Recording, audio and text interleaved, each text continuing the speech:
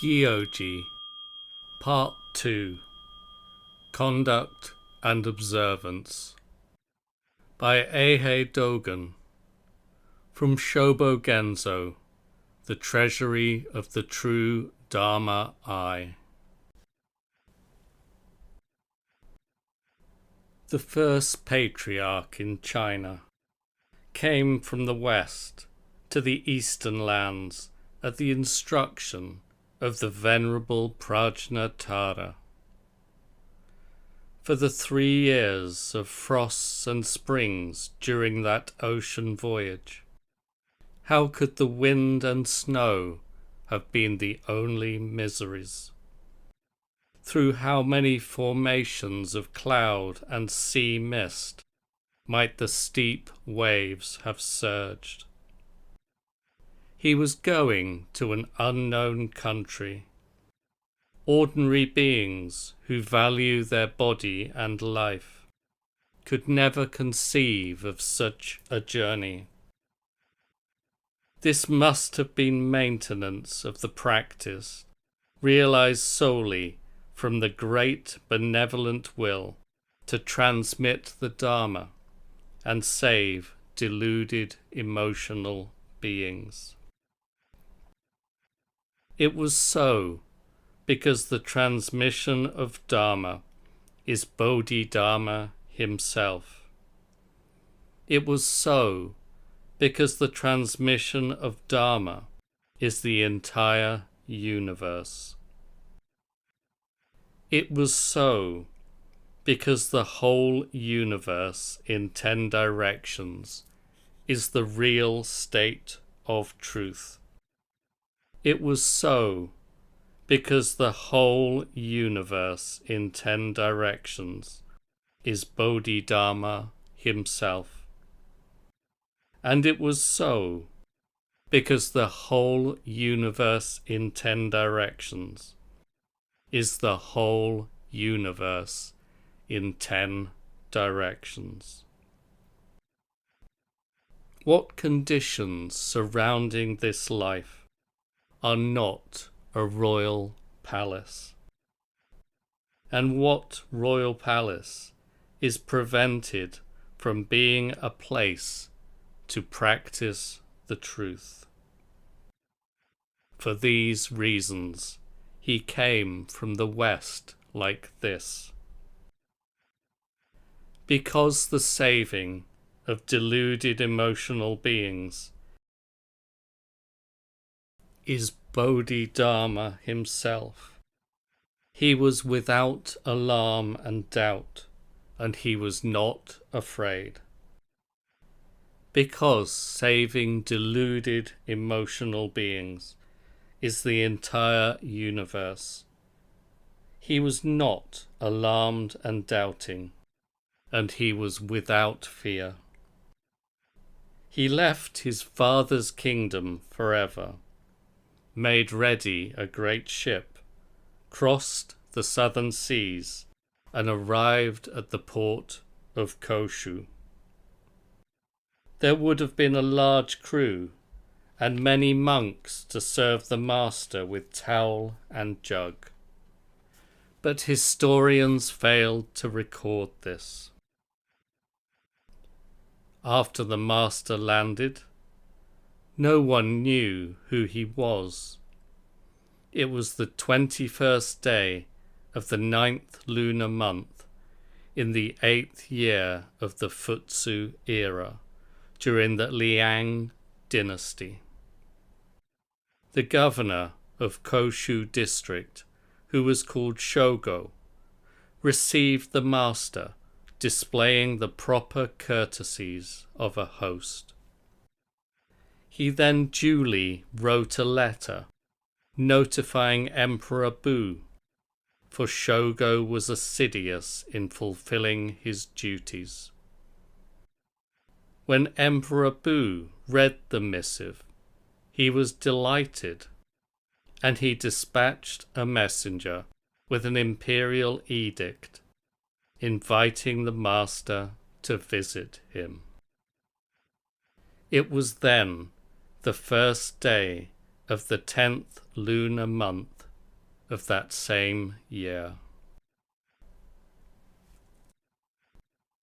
When the first patriarch arrived at the city of Kinryo and met with the Liang Emperor Bu, the Liang Emperor Bu asked him, "It would be impossible to list all the temples built, all the sutras copied, and all of the monks delivered since I assumed the throne.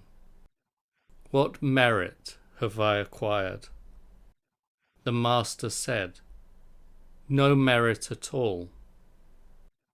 The emperor said, "Why is there no merit?" The master said, "These things are only the trivial effects of human beings and gods, and the cause of the superfluous. They are like shadows following the form. Though they exist, they are not the real thing." The emperor said, "What is true merit?" The master said, "Pure wisdom being subtly all-encompassing, the body being naturally empty and still. Virtue like this is not sought by the worldly." The emperor asks further, "What is the paramount truth among the sacred truths?"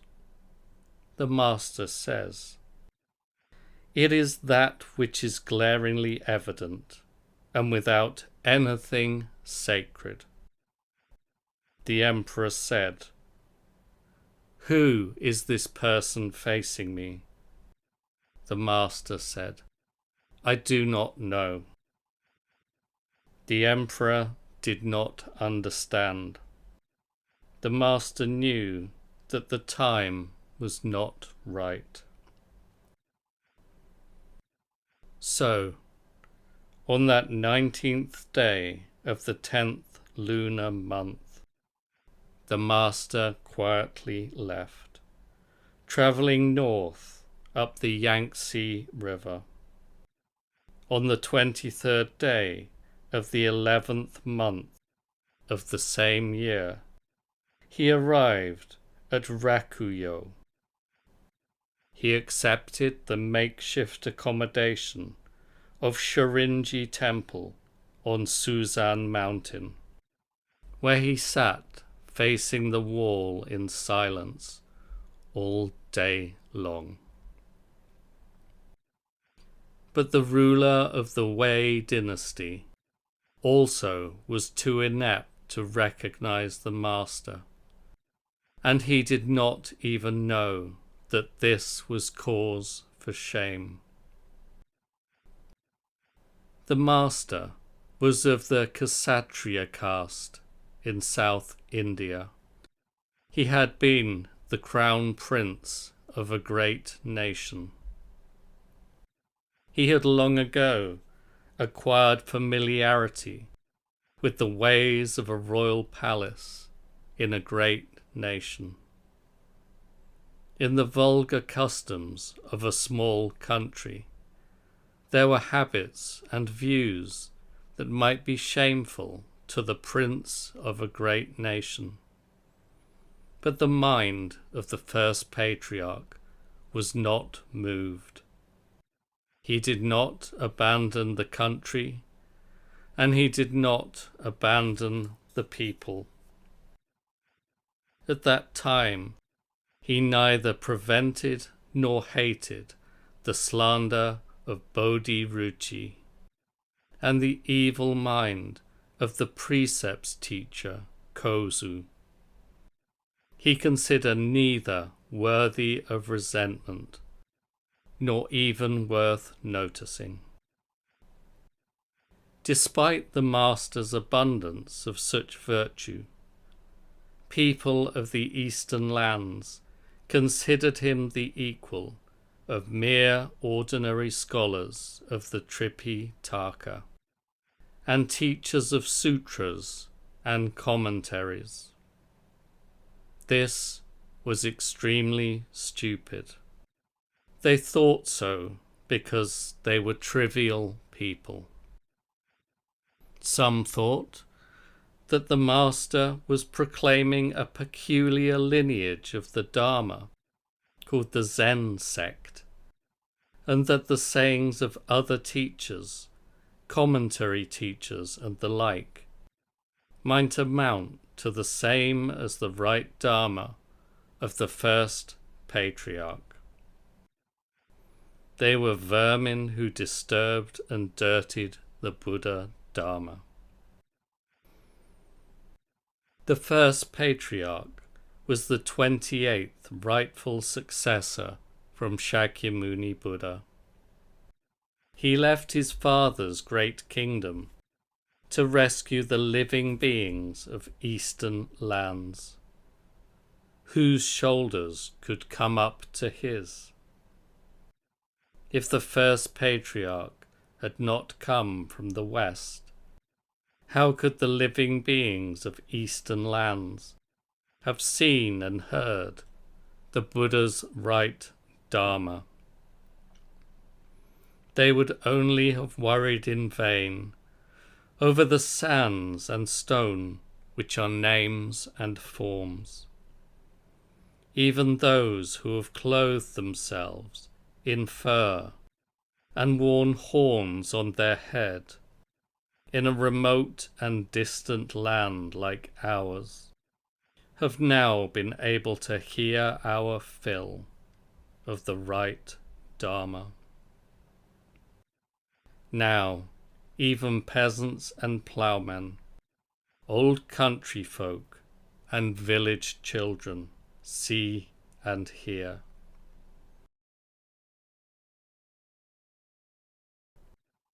It is totally due to the ancestral masters' maintenance of the practice in crossing the seas that we have been saved. The natural climate of India was vastly superior to that of China, and there were also great differences in the rightness and wrongness of local customs.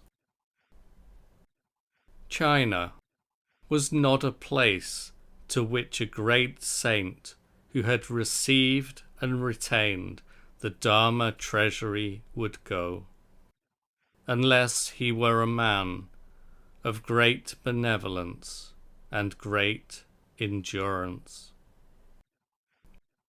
A suitable place of practice where the master might live did not exist, and the people who could know a person were few. So he hung his travelling staff at Suzan Mountain for a spell of 9 years.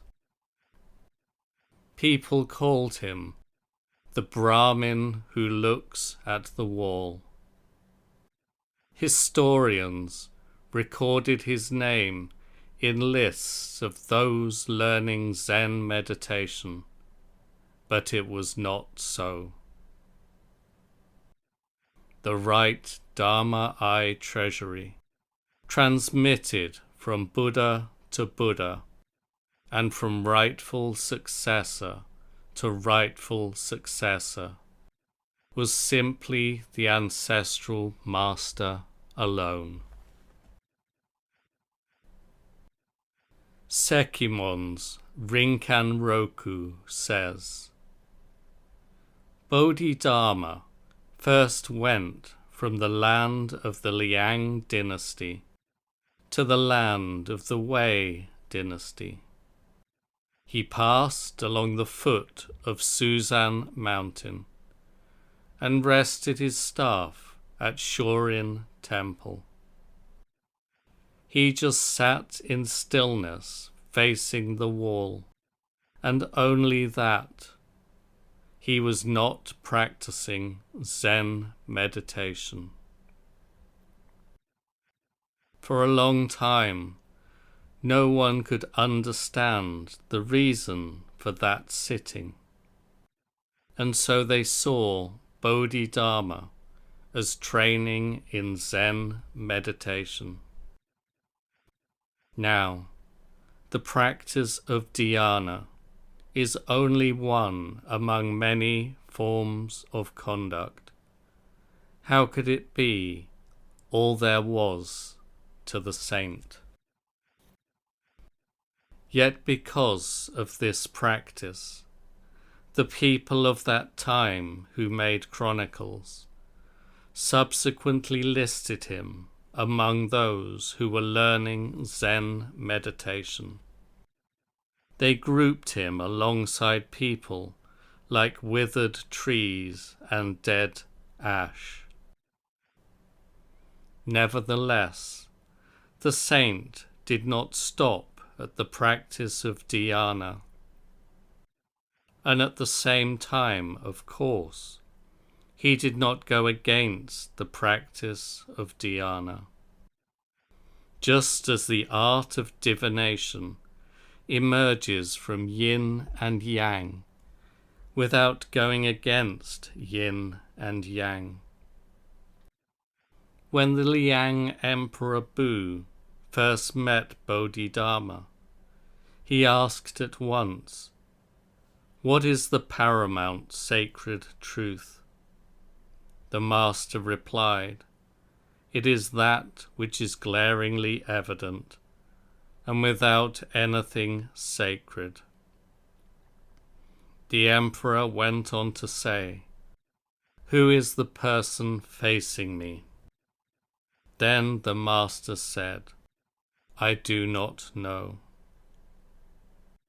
If Bodhidharma had not been conversant with the language of that region, how could their conversation have taken place as it did at that time? Thus, it is evident that the master went from the Liang kingdom to the Wei kingdom. He passed along Suzan Mountain and rested his staff at Shorin Temple. He sat in stillness facing the wall, but he was not learning Zen meditation.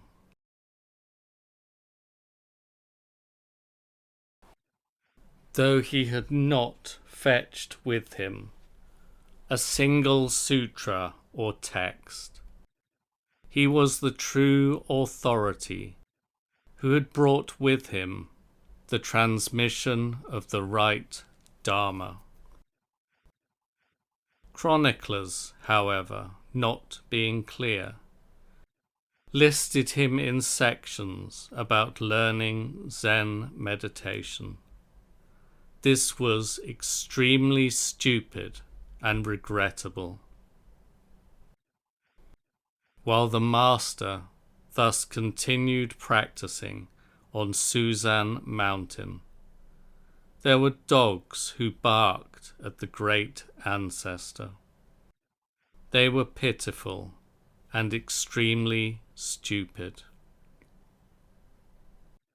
How could any who has a heart think light of the Master's merciful kindness? How could any who has a heart not hope to repay this kindness? There are many people who do not forget even worldly kindness, but appreciate it deeply. These are called human beings. The great kindness of the ancestral master is greater even than the kindness of a father and mother.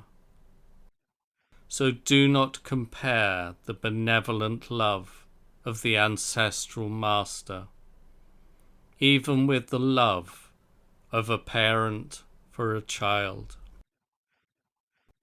When we consider our own lowly position, we might be alarmed and afraid.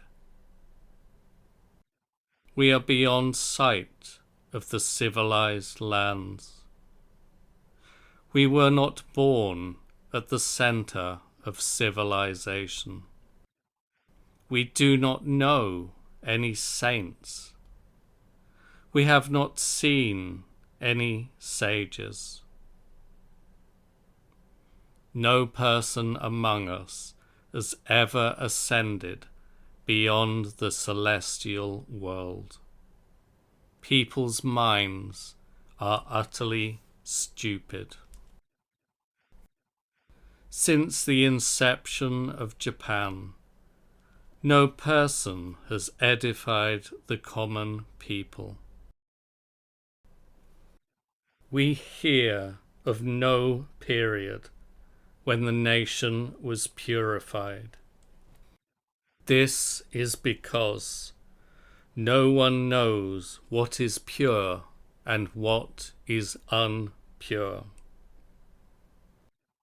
We are like this because we are ignorant of the substance and details of the two spheres of power and the three elements.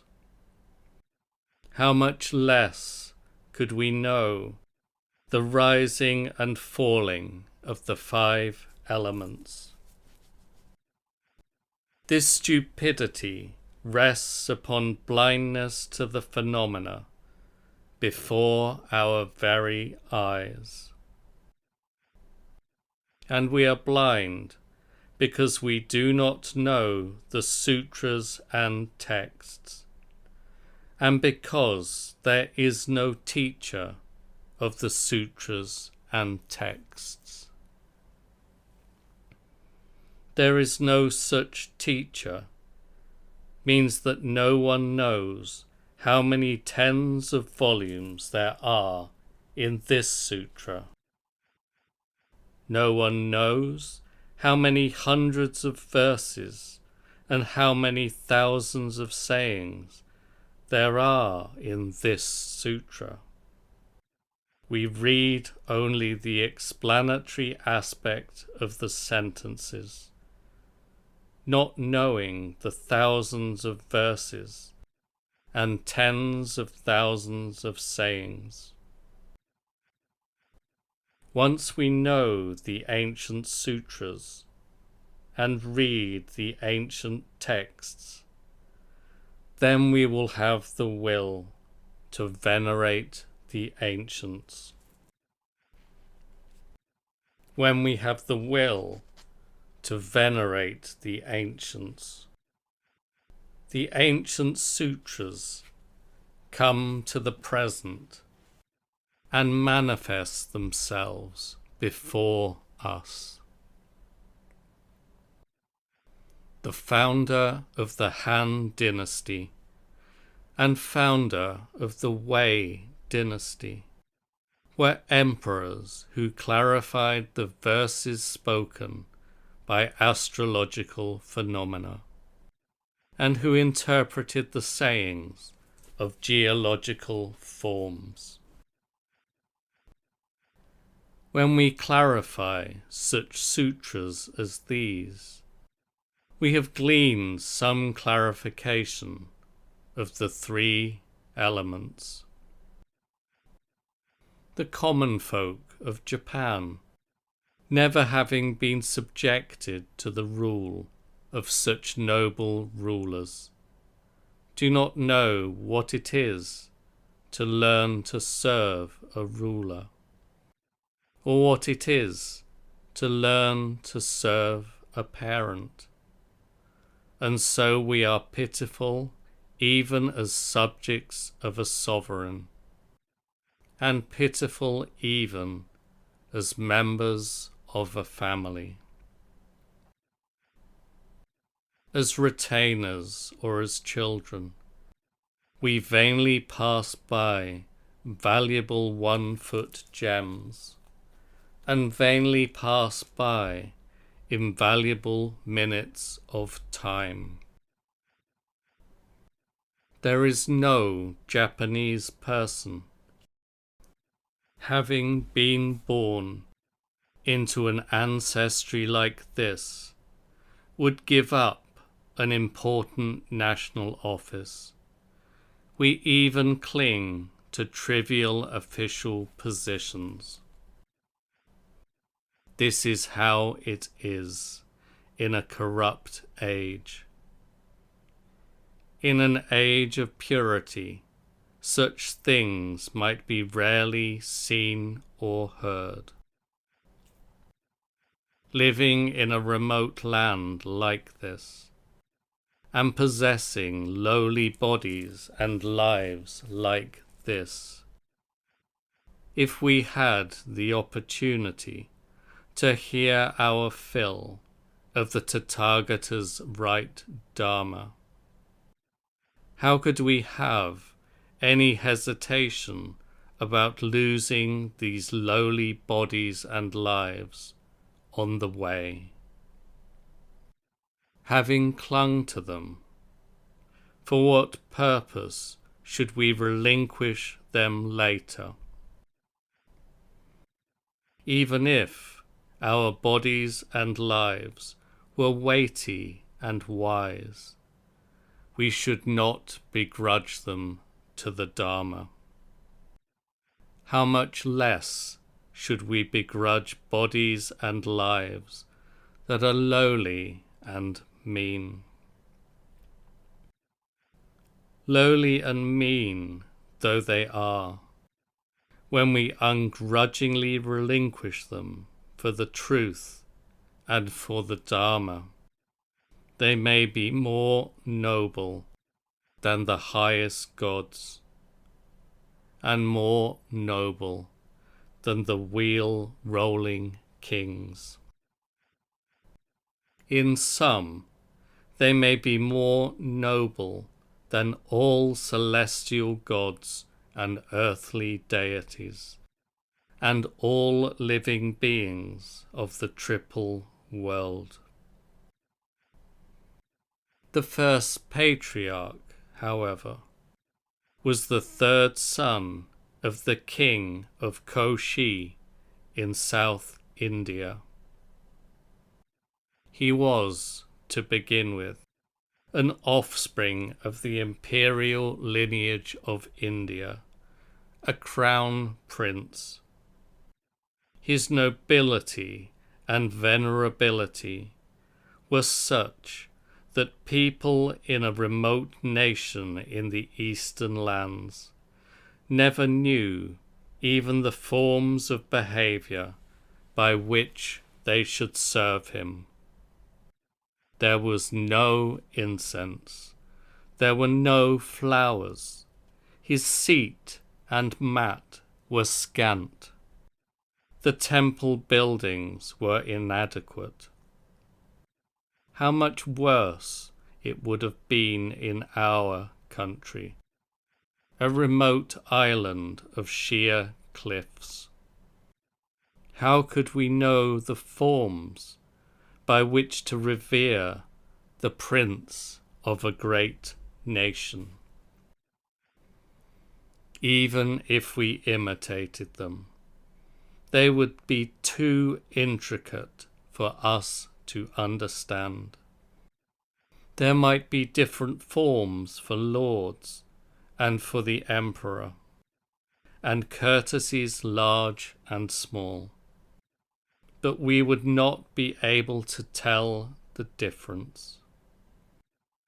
When we do not know how high or low we are, we do not maintain and rely upon the self. When we are not maintaining and relying upon the self, the most important thing to clarify is how high or low we are. First Patriarch was the 28th successor to the Dharma of Shakyamuni. The longer he remained in the state of truth, the weightier he became. that even a great and most venerable saint like this, following his master's instruction, did not spare body and life, was in order to transmit the Dharma, and in order to save the living. In China, before the first patriarch came from the West, no one had seen a disciple of Buddha who had received the one-to-one transmission from rightful successor to rightful successor. No patriarch had given the face-to-face transmission from rightful successor to rightful successor, and no meeting Buddha had ever taken place. After that time also, no patriarchs other than the distant descendants of the first patriarch ever came from the West. The appearance of an Udambara flower is an easy matter. One can count the years and months of waiting for it to happen. The first patriarchs coming from the West will never happen again. Nevertheless, even people calling themselves the distant descendants of the first patriarch, intoxicated like the great fool of the kingdom of So, and never knowing the difference between a jewel and a stone, have thought that teachers of sutras and teachers of commentaries might stand shoulder to shoulder with the patriarch. That is due to small knowledge and meager understanding. People who lack the right seeds of long accumulated prajna do not become the distant descendants of the patriarch's truth. We should pity those who have idly wandered astray on the wrong path of names and forms. Even after the Futsu era of the Liang dynasty, there were some who went to India. What was the use of that? It was the most extreme stupidity. Led by bad karma, they wandered astray through foreign lands. With every step, they were proceeding along the wrong path of insulting the Dharma. With every step, they were fleeing from their father's homeland. What was to be gained by their going to India? Only hardship and privation in the mountains and the waters. They did not study the principle that the western heavens had come to the east, and they did not clarify the eastward advance of Buddha Dharma. And so they uselessly lost their way in India. They have reputations of seekers of the Buddha Dharma, but they did not have any will to the truth with which to pursue the Buddha Dharma. And so they did not meet a true teacher even in India. They only met fruitlessly with teachers of sutras and teachers of commentaries. The reason is that they did not have the right state of mind with which to pursue the right Dharma. And so even though authentic teachers were still present in India, those wanderers did not get their hands upon the authentic Dharma. Some who went to India claimed to have met true teachers there, but no mention was ever heard of who those teachers were.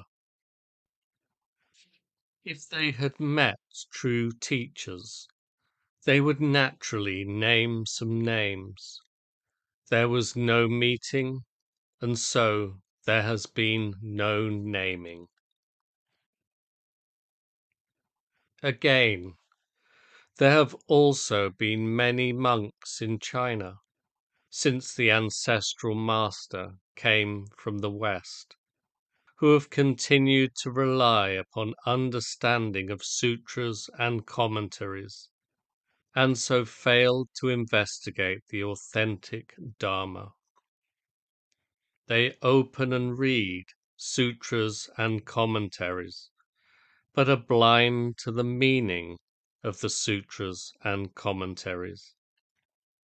This black conduct is due not only to karmic influence of conduct today, also to bad karmic influence from past lives.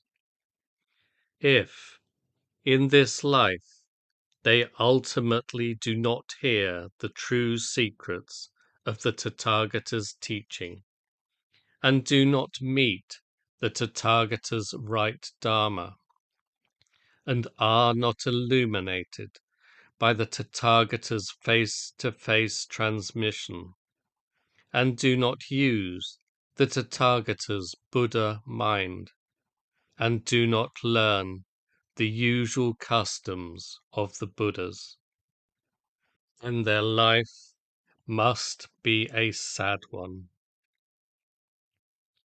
During the Sui, Tang, and Sung dynasties, people like this abounded. Only people possessing the seeds of long accumulated prajna have become the distant descendants of the ancestral master.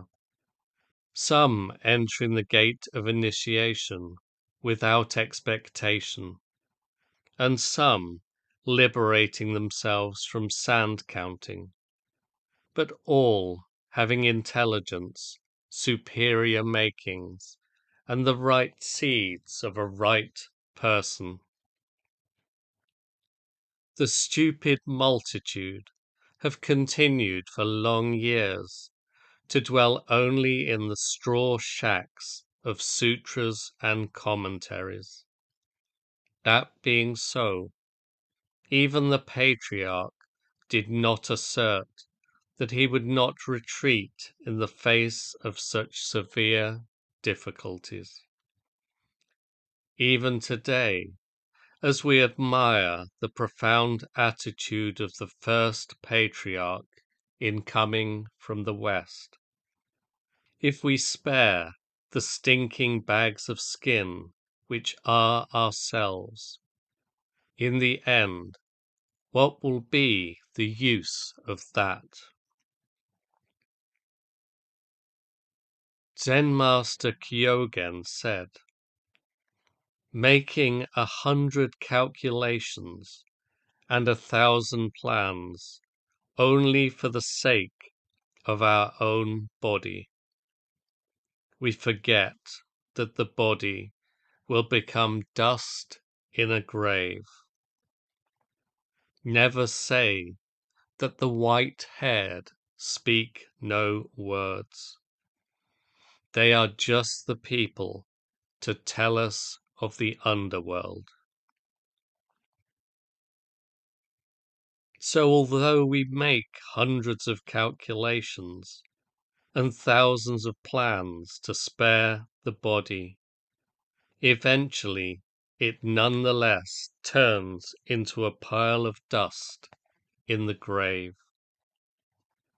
Worse still is to be fruitlessly scampering east and west in the employ of the king and citizens of a small nation, and therein being made to suffer countless hardships through innumerable bodies and minds. Those who think light of their own body and life because of a sense of loyalty seem unable to forget the custom of ritual suicide following the death of a lord. The way ahead for those driven by such obligation is only dark clouds and mists. Many people since ancient times have been used by small vassals and have thus thrown away their bodies and lives in the world of common folk.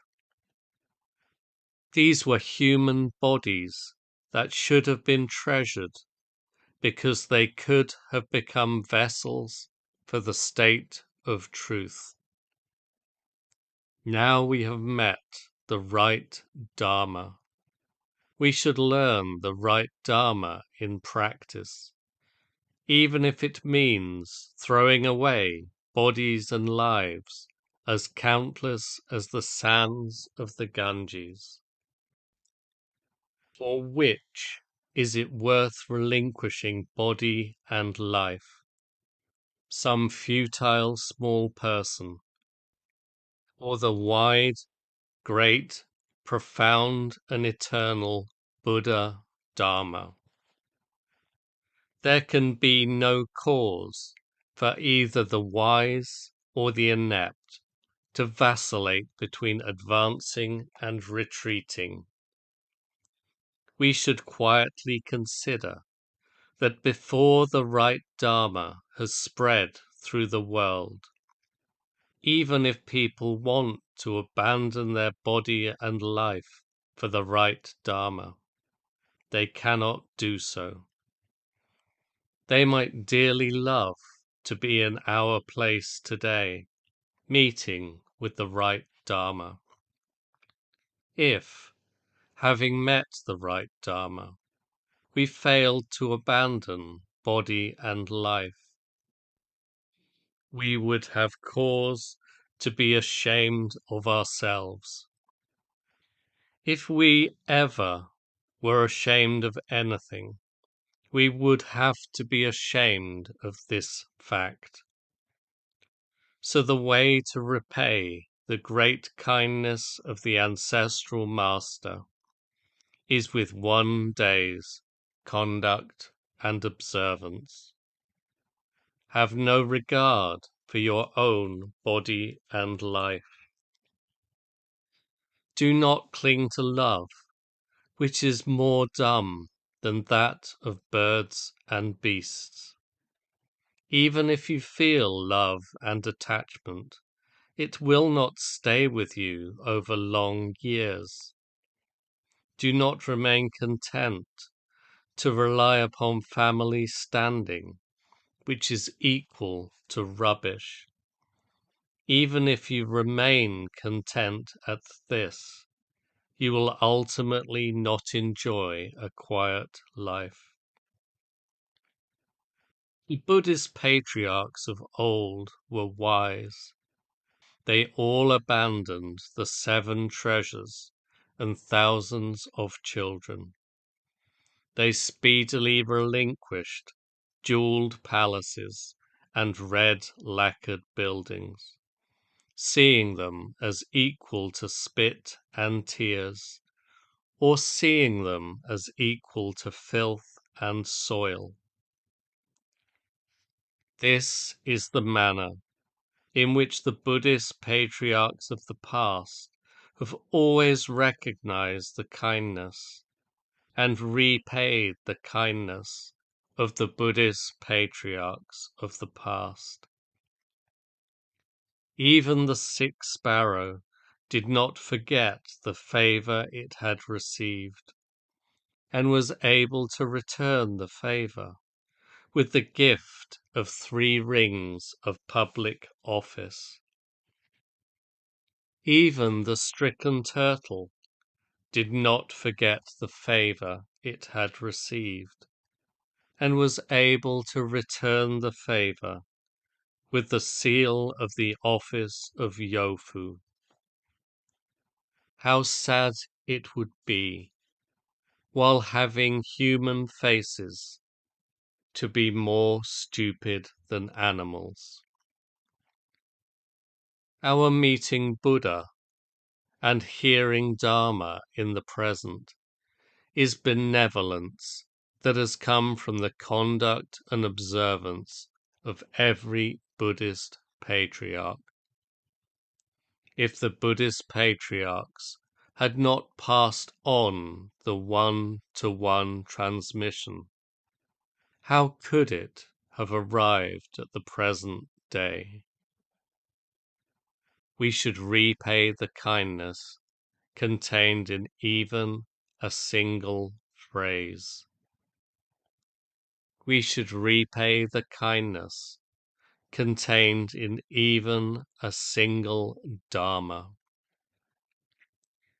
How then could we fail to repay our debt of gratitude for the great blessing of the right Dharma Eye Treasury, the supreme great method? We should desire to forsake in a single day bodies and lives as countless as the sands of the Ganges.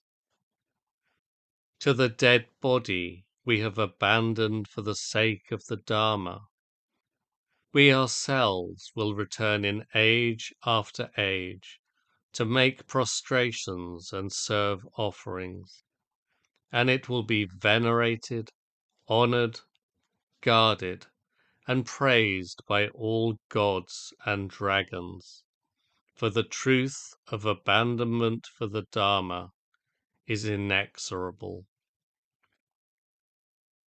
Rumors have long been heard from India in the West of the Brahmins' custom of selling skulls and buying skulls.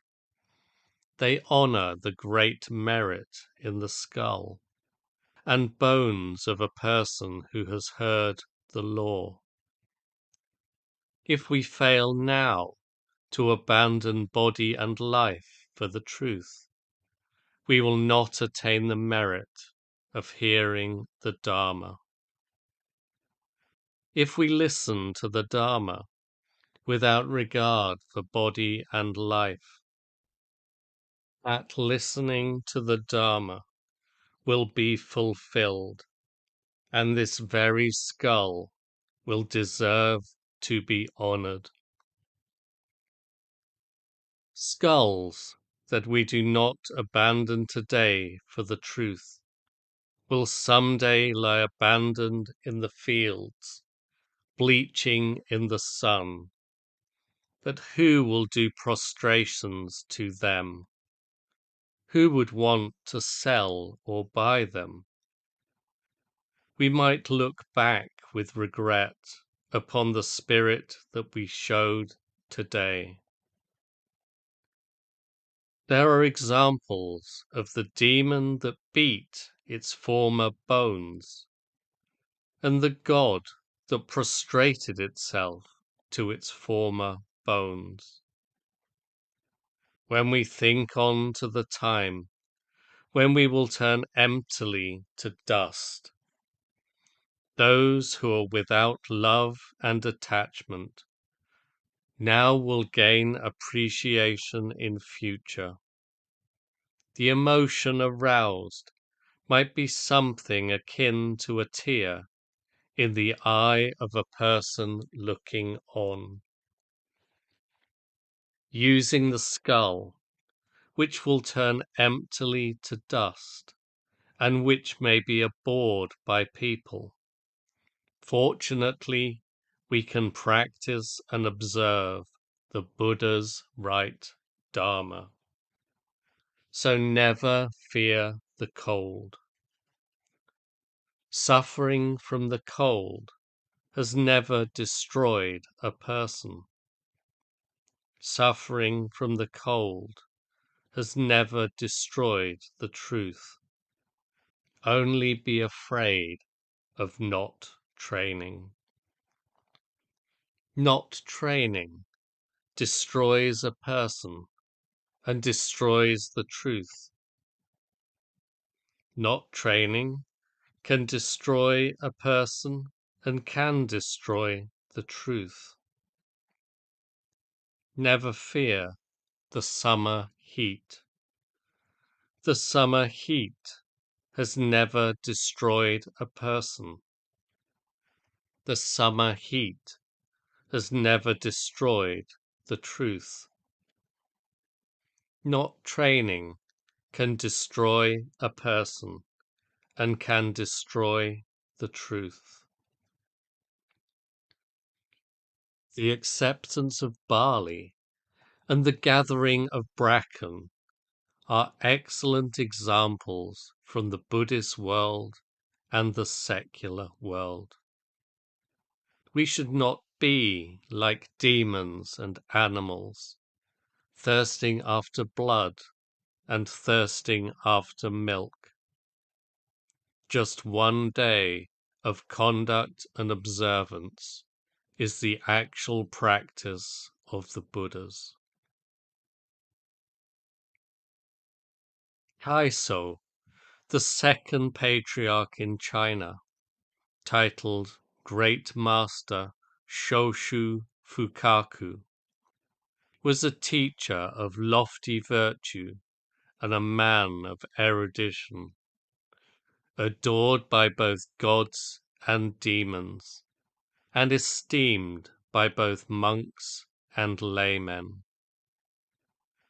He lived for many years between the rivers I and Raku, during which time he widely read various books. He was considered to be one of the country's rare individuals, the like of whom a person could not easily meet, because of his eminence in Dharma and the weight of his virtue. A mystical being suddenly appeared and told the patriarch, "If you want to reap the fruit of your efforts, why do you linger here? The great truth is not far away. You must go south." The next day he suffered a sudden headache, a stabbing pain. His master, Zen master Kozan Hojo of Ryomon Mountain in Rakuyo, was about to cure the pain when a voice from the sky said, "This is to change the skull. It is not an ordinary pain." Then the patriarch told the master about his meeting with the mystical being. When the master looked on top of the patriarch's skull, lumps had swelled up like 5 mountain peaks. Master Kozan said, "Your physiognomy is a good omen. You will surely attain realization."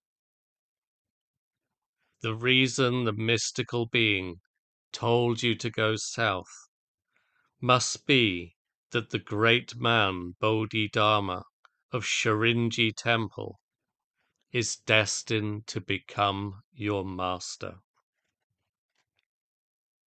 Hearing this advice, the patriarch left at once to visit Shoshitsu-ho Peak. The mystical being was a truth-guarding deity which belonged to the patriarch's own long practice of the truth. At that time, it was December, and the weather was cold. They say it was the night of the 9th day of the 12th month. Even if there had been no great snowfall, we can imagine that a high peak, deep in the mountains, on a winter night, was no place for a man to be standing on the ground outside a window. It would have been dreadful weather at that time of year, cold enough even to break the joints of bamboo. Nevertheless, with a great snow covering the earth, burying the mountains, and submerging the peaks, Taiso Eka beat a path through the snow. How severe should we suppose it was? Eventually, he arrived at the patriarch's room, but he was not allowed to enter. The patriarch seemed not to notice him. That night, he did not sleep, did not sit, and did not rest. He stood firm, unmoving, and waited for dawn. The night snow fell as if without mercy, gradually piling up and burying him to his waist, while his falling tears froze one by one. Seeing the tears, he shed more tears. He reflected upon himself, and reflected upon himself again. He thought to himself, when people in the past sought the truth, they broke their own bones to take out the marrow. They drew their own blood to save others from starvation. They spread their own hair over mud, and they threw themselves off cliffs to feed tigers. Even the ancients were like this. And who am I? When this is forgotten, even for an instant, there are eternal kalpas of depression. As Taiso Eka thought thus to himself, his determination to pursue the Dharma and to pursue the state of truth only deepened. Perhaps he was like this because he did not see the means of purity as a means. To imagine what it was like that night as dawn approached is enough to burst one's gallbladder. The hair on one's flesh simply bristles with cold and fear. At dawn, the first patriarch took pity on him and asked, "What are you after? Stand there in the snow for such a long time?" Questioned thus, his tears of sorrow falling in ever greater profusion, the second patriarch said, "Solely I beg, Master, that out of compassion you will open the gate to nectar and widely save all beings." When Taiso Ika had spoken thus, the first patriarch said, "The Buddha's supreme and wondrous state of truth is to persevere for vast kalpas, to become able to practice what is hard to practice, and to endure what is beyond endurance. How can one hope to seek the true vehicle with small virtue and small wisdom, and with a trivial and conceited mind? it would be futile toil and hardship. As he listened then, the second patriarch was by turns edified and encouraged. Secretly he took a sharp sword and severed his left arm. When he placed it before the master, the first patriarch could then see that the second patriarch was a vessel of the Dharma. So he said, when in the beginning the Buddhas pursued the truth, they forgot their own bodies for the sake of the Dharma. Now you have cut off your arm before me. In your pursuit also there is something good. From this time forward, he entered the Master's inner sanctum. He served and attended the Master for 8 years, through 1,000 myriads of exertions. Truly, he was a great rock beneath human beings and gods, and a great guiding teacher of human beings and gods. Exertion like his was unheard of even in the western heavens. It happened for the first time in the eastern lands. We learn the face breaking into a smile from the ancient saint, but we learn getting the marrow under this patriarch. Let us quietly reflect.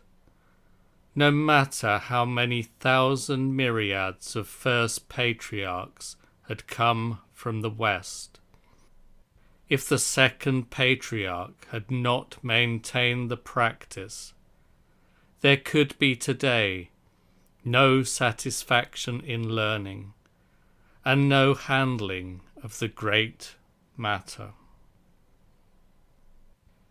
Now that we today have become people who see and hear right Dharma, we should unfailingly repay our debt of gratitude to the patriarch. Extraneous methods of repayment will not do. Bodies and lives are not sufficient, and nations and cities are not important. Nations and cities can be plundered by others and bequeathed to relatives and children. Bodies and lives can be given over to the impermanent. They can be committed to a lord or entrusted to false ways. Therefore, to intend to repay our gratitude through such means is not the way. Simply to maintain the practice day by day. Only this is the right way to repay our gratitude. The principle here is to maintain the practice so that the life of every day is not neglected and not wasted on private pursuits. For what reason? Because this life of ours is a blessing left over from past maintenance of the practice. It is a great favour bestowed by maintenance of the practice, which we should hasten to repay. How lamentable, how shameful it would be to turn skeletons whose life has been realized through a share of the virtue of the Buddhist patriarchs' maintenance of the practice, into the idle playthings of wives and children, to abandon them to the trifling of wives and children, without regret for breaking precepts and debasing pure conduct.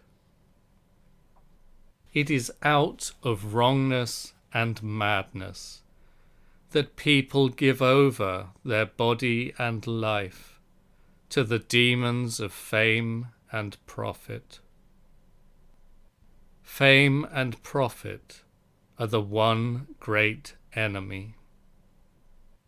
If we are to assign weight to fame and profit, we should really appreciate fame and profit.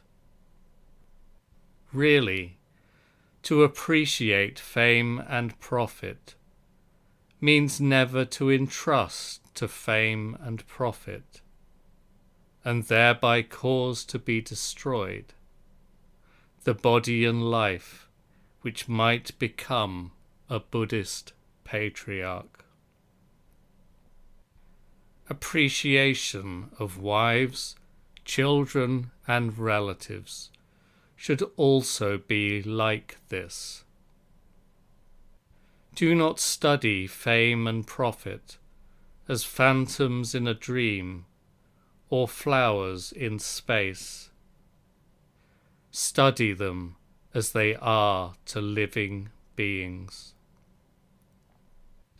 Do not accumulate wrongs and retribution because you have failed to appreciate fame and profit. When the right eyes of learning in practice widely survey all directions, they should be like this. Even a worldly person who has any human feeling, on receiving charity through gold, silver, or precious goods, will return the kindness. The friendliness of gentle words and a gentle voice spurs in all who have a heart the good will to return the kindness. What kind of human being could ever forget the great blessing of seeing and hearing the Tathagata's supreme right Dharma? Never to forget this blessing is itself a lifelong treasure. A skeleton or a skull that has never regressed or strayed in this maintenance of the practice has, at the time of life and at the time of death equally, such virtue that it deserves to be kept in a stupa of the 7 treasures, and to be served offerings by all human beings and gods. Having recognized that we hold such a great debt of gratitude, we should without fail, without letting our life of dew on grass fall in vain, wholeheartedly repay the mountain-like virtue of the second patriarch. This is maintaining the practice. The merit of this maintaining the practice is already present in us who are maintaining the practice as patriarch or Buddha. In conclusion, the first patriarch and the second patriarch never founded a temple. They were free from the complicated business of mowing undergrowth. And the third patriarch and the fourth patriarch were also like that. The fifth patriarch and the sixth patriarch did not establish their own temple, and Seigen and Nangaku were also like that. Great Master Sekito lashed together a thatched hut on a big rock, and he sat upon the rock in Zazen. He went without sleep, day or night. There was no time when he was not sitting. He did not neglect miscellaneous chores. At the same time, he was always practicing Zazen through the 12 hours. That Seigen's school has now spread throughout the land, and that it is benefiting human beings and gods, is due to Sekito's mighty firmness in maintaining the practice. Those present-day followers of Unmon and Hogan who have clarified something are all the Dharma descendants of great Master Sekito. Zen Master Dai, the 31st Patriarch, after meeting at the age of 14 the great Master who was the 3rd Patriarch, laboured in his service for 9 years. Having already succeeded to the ancestral customs of the Buddhist patriarchs, he regulated the mind and went without sleep, his side never touching a bed for a small matter of 60 years. He spread his influence over friend and foe, and his virtue pervaded the worlds of human beings and gods. He was the 4th Patriarch in China. In the 17th year of Jokan, the Emperor Taiso, admiring from afar the Master's taste of the truth, and desiring to see for himself the Master's style and colour, issued an edict for him to come to the capital. 3 times altogether, the Master offered to the throne letters of humble apology, eventually declining by citing ill health. The 4th time, the Emperor ordered his messenger, "If he will not come in the end, bring me his head." The messenger went to the mountain and warned of the Emperor's command. The Master at once stretched out his neck towards the sword, his spirit and his complexion unblenched. The messenger was astonished at this. He returned and issued his report. The Emperor's admiration grew all the stronger. He bestowed on the Master a gift of precious silk and let him have his own way. Thus, the Zen Master, the 4th Patriarch, did not see his body and life as his body and life. The conduct and observance which he maintained in not being close to kings and ministers is a singular example encountered once in 1,000 years. The Emperor Taiso was a righteous ruler. A meeting with him might not have been a bore.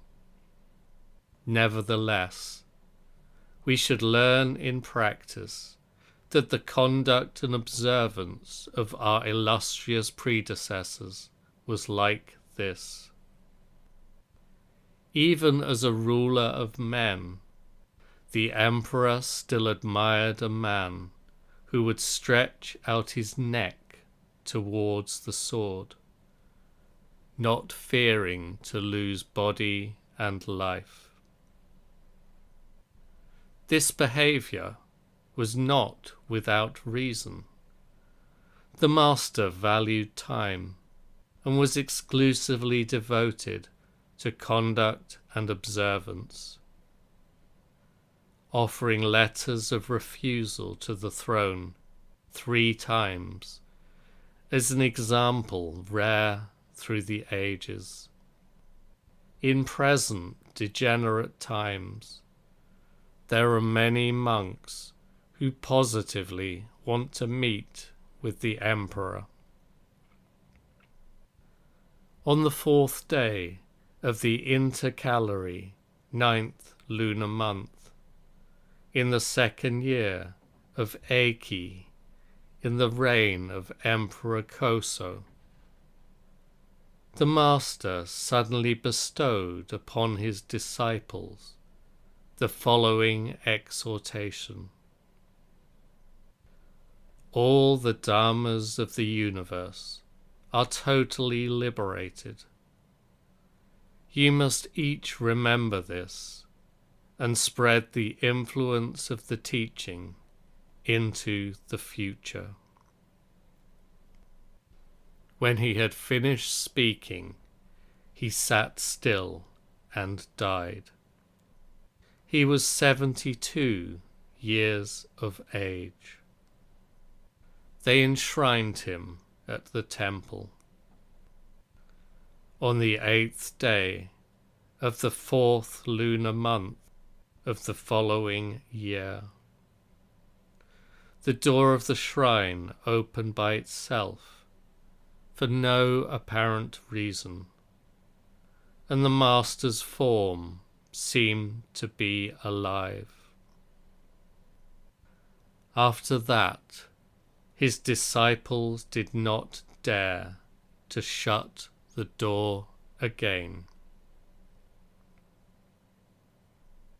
Remember, all the dharmas of the universe are totally liberated. Dharmas are not empty, and dharmas are not anything other than dharmas.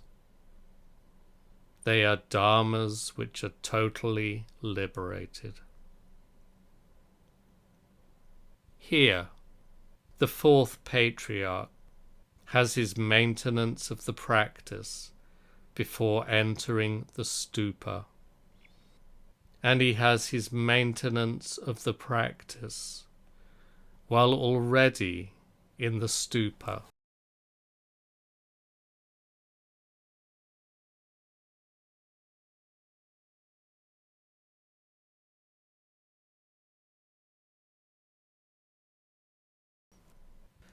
To see and hear that the living are inevitably mortal is the small view. To be of the opinion that the dead are without thinking and perception is small knowledge. In learning the truth, do not learn such shallow knowledge and small views. There may be those among the living who are immortal, and there may be those among the dead who have thinking and perception. Great Master Gensa Shuitsu of Fuchao had the Dharma name of Shibi. He was from Bingken County in Fuchao. His family name was Sha. From his childhood he liked fishing. he sailed a small boat on the Nantai River and got along with all the fishing folk. At the beginning of the Kantsu era of the Tang dynasty, when he was just over 30 years old, he suddenly desired to leave the world of dust. Abandoning his fishing boat at once, he devoted himself to the order of Zen Master Rei-kun of Fuyuzan Mountain and shed his hair. He received full ordination from precepts teacher Dogen of Kai Genji Temple in Yosho. With patched clothes and straw shoes, and with barely enough food to sustain him, he would always be sitting in stillness all day long. All the monks thought him peculiar. From the beginning, he was on good terms in that Dharma order with Seppo Gison. Their closeness was like that between master and disciple. Seppo called Gensa's hard practice dutta. One day Seppo asked, "What is the substance of B of the dutta?" The master replied, "In the end, I just cannot be deceived by others." On another day, Seppo called him over and said, "B of the dutta, why do you not go exploring?" The master said, "Bodhidharma did not come to the eastern lands. The second patriarch did not go to the western heavens." Seppo approved of this.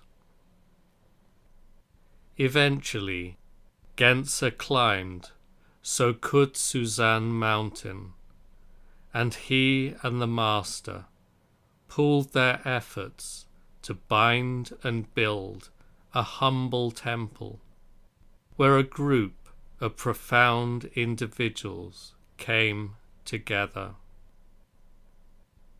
The master, Seppo, allowed them to enter his room and glean his conclusions, no matter whether it was dawn or dusk. If, among the students of the profound who came from all directions, there were any who had an unresolved problem, they would inevitably turn to the master and ask for his teaching. In such cases, Master Seppo would say, "Ask B of the dutta." The master Gensa, in his charity, would then duly apply himself to the task, unremittingly. Such behavior would have been impossible if it were not for his outstanding conduct and observance. His conduct and observance of sitting in stillness all day long is a rare example of conduct and observance. There are many who vainly run after sounds and forms, but few people who practice sitting in stillness all day long. Now, as students of later ages, and fearing that time is running out, We should practice sitting in stillness all day long. Master Chokei Eryu was a venerable patriarch in the order of Seppo. Going back and forth between Seppo and Gensa, he learned in practice for a small matter of 29 years. In those years and months, he sat through 20 round cushions.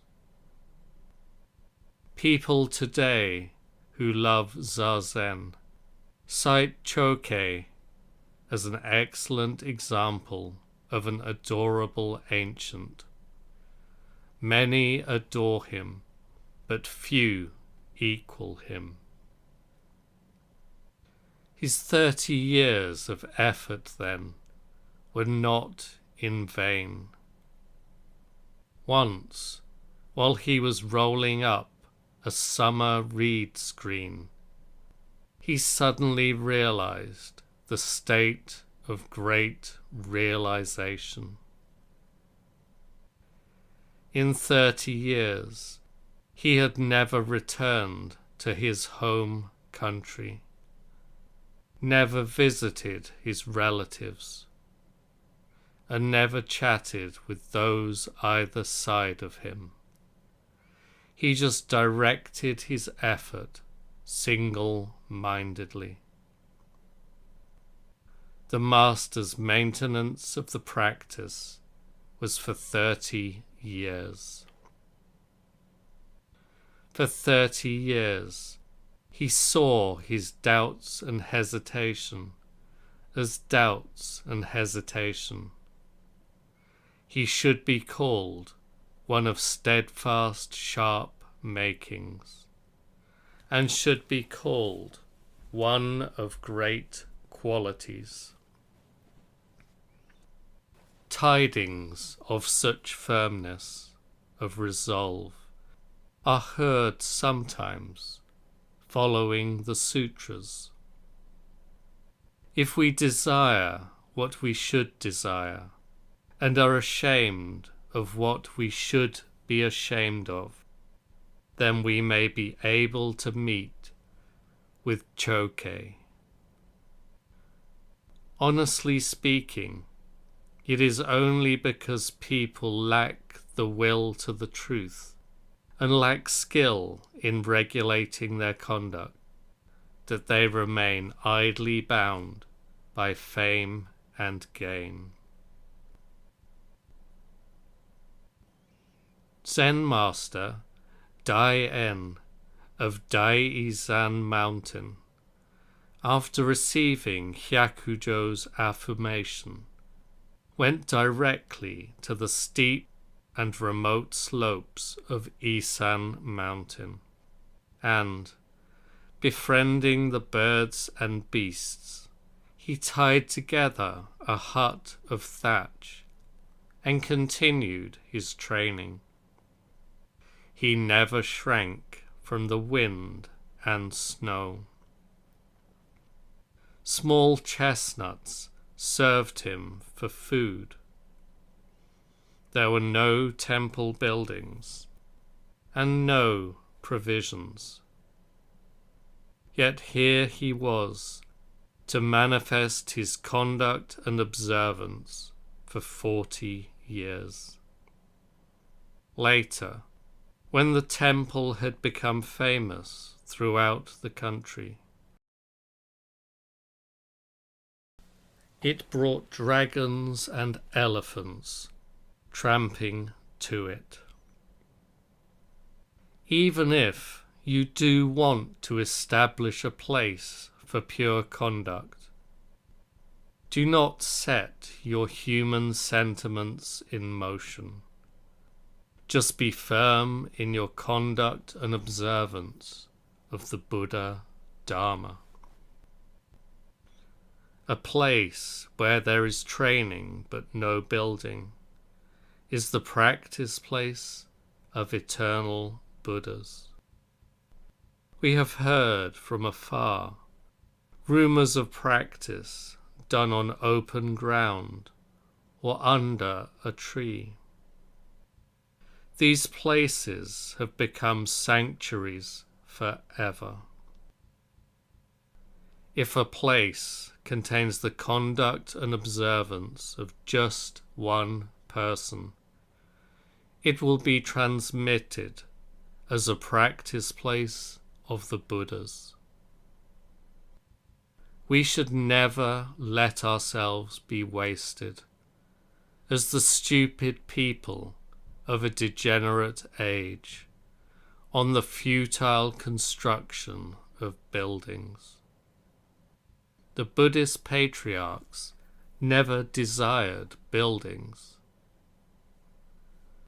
Those who have not yet clarified their own eyes, and yet vainly construct temple halls and buildings, are absolutely not serving offerings of Buddhist buildings to the Buddhas.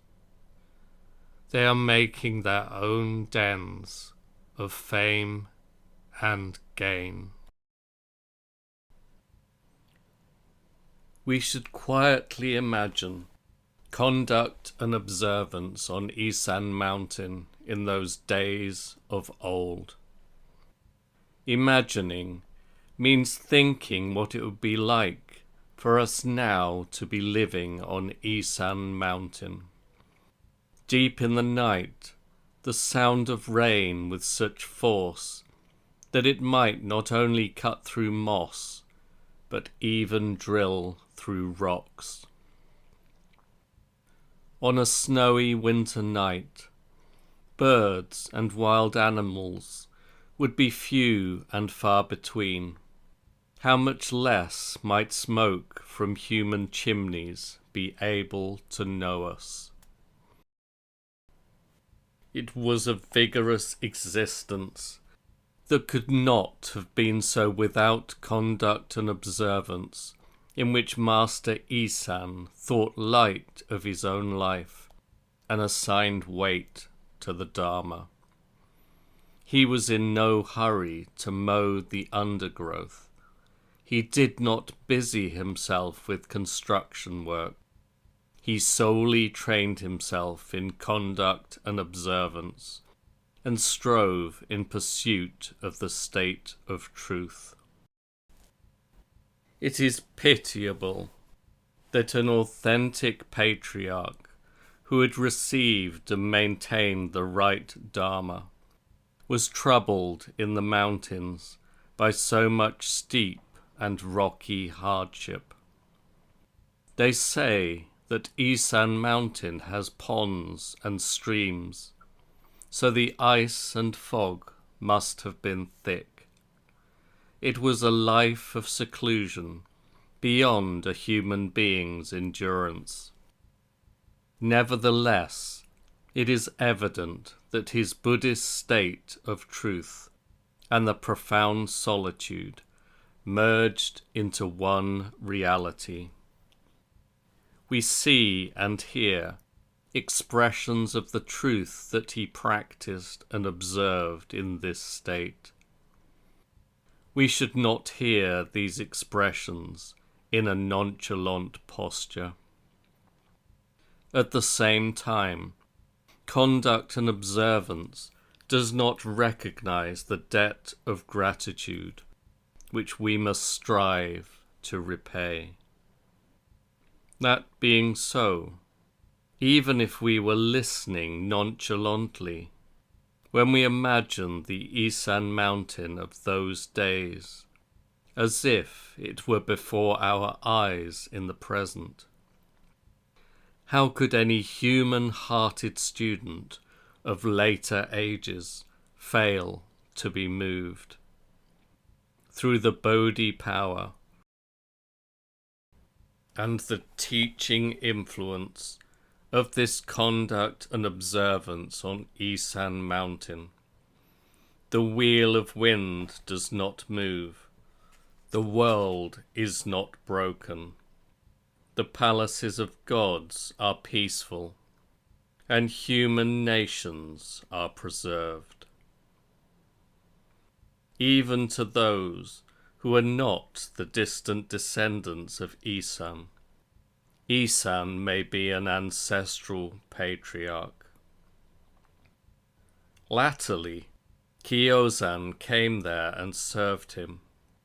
Kyozan himself had been in the order of the late Master Hyakujo, a Shariputra with 100 answers for every 10 questions. Yet he waited upon Isan, spending a further 3 years of effort watching over a buffalo. This was conduct and observance that in recent times has become extinct. It is nowhere to be seen or heard. The 3 years of watching over the buffalo made it needless for him to ask any person to speak an expression of the truth. The patriarch Dokai of Foyuzan Mountain was solely a font of realization of conduct and observance. When the ruler of the nation bestowed upon him the title of Zen Master Josho and a padded purple garment, the patriarch did not accept them. He wrote letters to the throne in which he politely refused them. The king was reproachful, but the master did not accept them in the end. His diluted gruel has transmitted to us the taste of Dharma. When he made his hut on Foyuzan Mountain, the monks and laymen who flocked there numbered in the hundreds, but on a daily ration of 1 bowl of gruel, many withdrew. The master, according to his vow, did not go to meals offered by donors. On one occasion, he preached to the assembly as follows. In general, because those who have left family life dislike dusty secular toil and seek to get free of life and death, we rest the mind, cease mental images, and cut off ensnaring involvements. Therefore, we are called those who have left family life. How could we regard offerings lightly and use them to indulge in a common life? We should straightway let go of duality and abandon the middle too. When we meet sounds and meet sights, we should be like rocks upon which flowers have been planted. When we see advantage and see fame, we should be as if dust has got into our eyes. Moreover, it is not that since ancient times without beginning, we have never before passed through such detachment. Neither is it that we do not know the condition. If we do not go beyond turning the head into a tail, however, we remain in that upside-down state. Why should we suffer the pain of greed and love if we do not put an end to them here and now? What other time can we expect? Therefore, the saints of the past taught people that it is solely vital to exhaust the moment of the present. When we are able to exhaust the moment of the present, what further problems can there be? When we have got the state in which there are no problems in our mind, even a Buddhist patriarch will be like an enemy. When everything in the world is naturally cool and pale, we will then accord with the ideal for the first time. Do you not remember Inzan, who would not see anyone to his dying day, and Joshu, who had nothing to tell anyone to his dying day? Hentan gathered chestnuts for his meals. Daibei used lotus leaves as his clothes. Practitioner Shie wore only paper. Veteran monk Gentai wore only cotton. Sekiso established a withered tree hall where he sat and slept with the monks, wanting only to master his own mind. Tosu had others take care of the rice, which they boiled together and ate in common. He wanted to be able to concentrate on his own original task.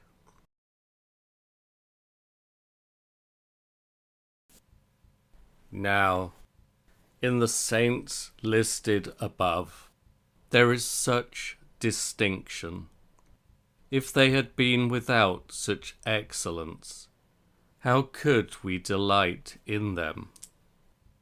Friends, if you too physically master this state, you will truly be faultless people. If, on the other hand, you fail to experience it directly, I am deeply afraid that in future you will exhaust your energy in vain. Though there is nothing to attach to in the behavior of this mountain monk, I have been privileged to become master of the temple. How could I sit by while our provisions were used up in vain, suddenly forgetting the legacy of the past saints? Now I hope to demonstrate, as best I am able, the attitude in which people of old lived as temple masters. I have discussed it with everyone, and we have decided not to go down from the mountain, not to go to meals offered by donors, and not to have a monk in charge of raising donations. Instead, we will ration the annual produce of the fields of this temple into 360 equal parts, and use one ration every day, without increasing or reducing the ration according to the number of people in the order. If there is enough to make boiled rice, then we shall make rice. If there is not enough to make boiled rice, then we shall make gruel.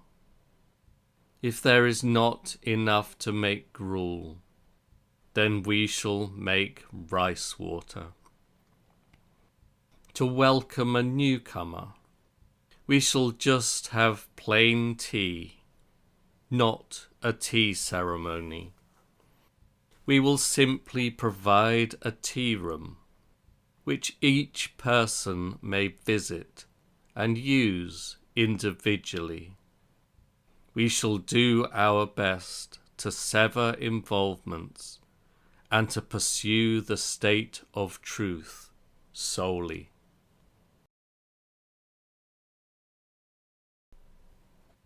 Still more, vigorous activity surrounds us in abundance. There is no scarcity of beautiful scenery.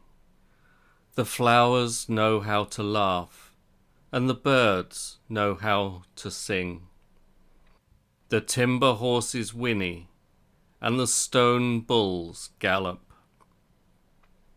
Beyond the sky, the greenness of the mountains fades.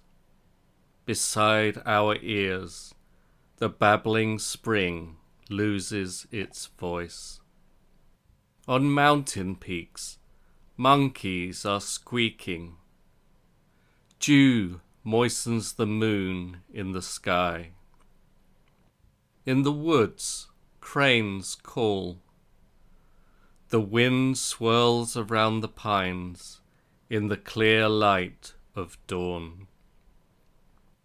When the spring breezes blow, withered trees sing dragon songs. The autumn leaves shrivel, and the frozen forest scatters flowers. On the precious stone steps are laid patchworks of moss. People's faces have the mild air of haze and mists. Sounds are still. Situations are just as they are. In the sheer peace and solemnity, there is nothing to pursue.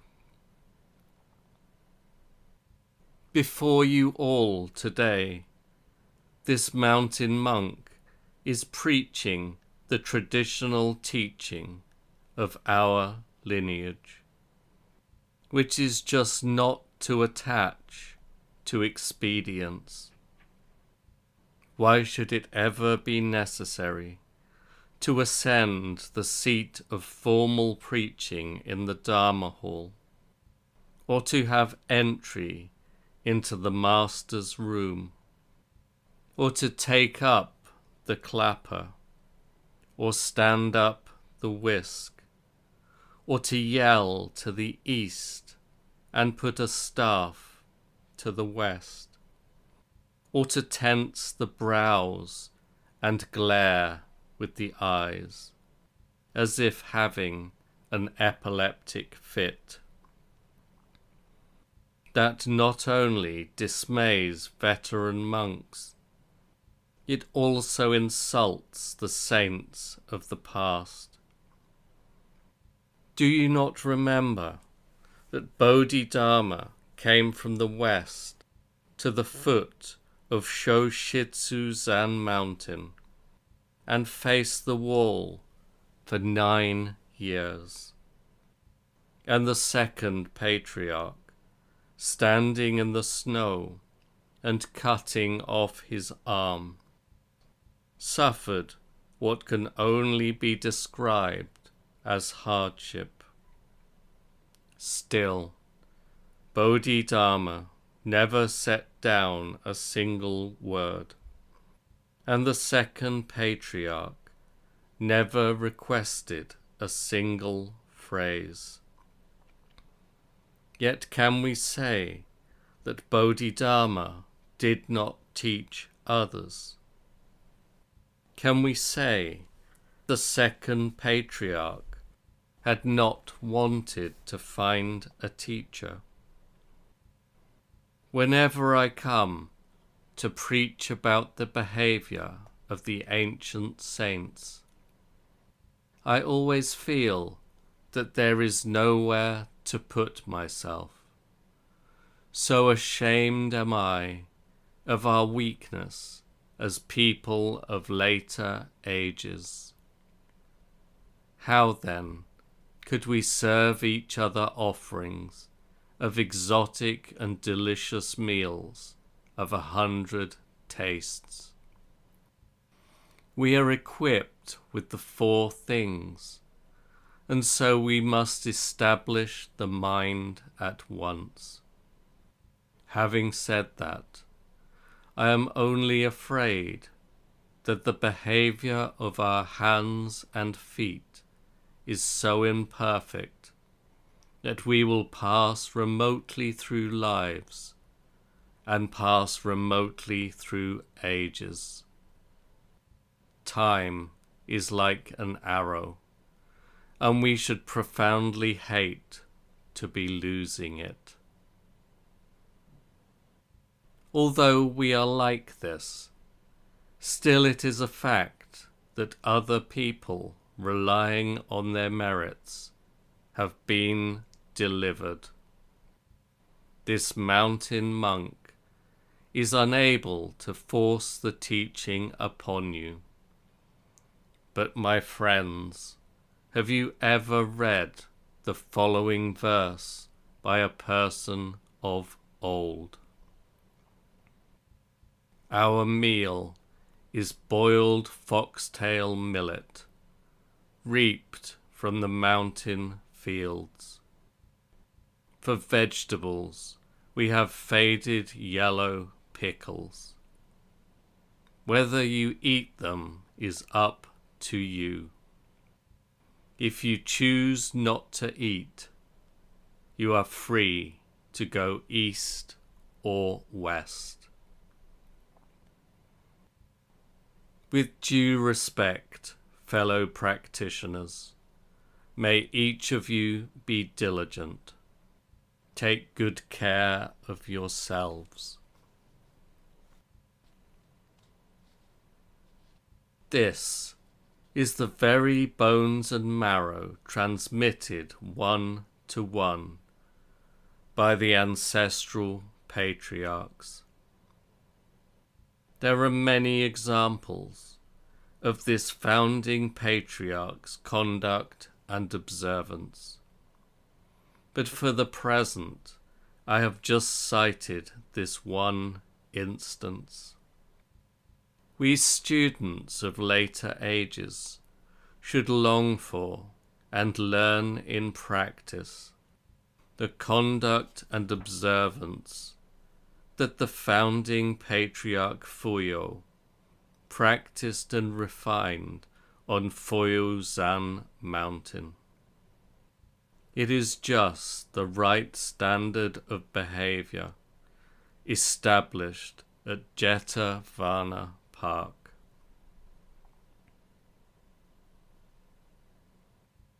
Zen Master Daijaku of Kaigenji Temple in Koze, in the Koshu district, whose name in his lifetime was Do-Itsu, was from Jopu-ken County in Kanshu.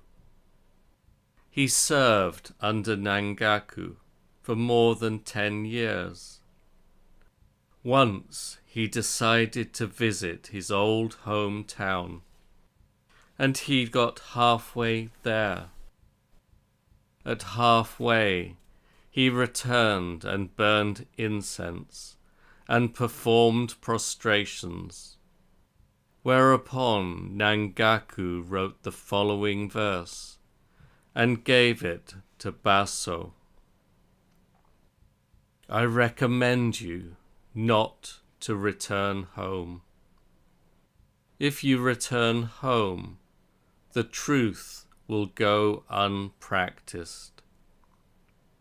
Old women in the neighborhood will call you by your old name.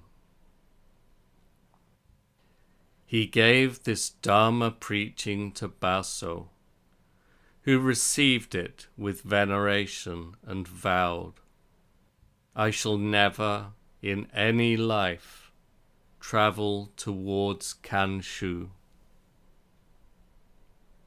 Having made this vow, he never walked a single step towards the Kanshu district.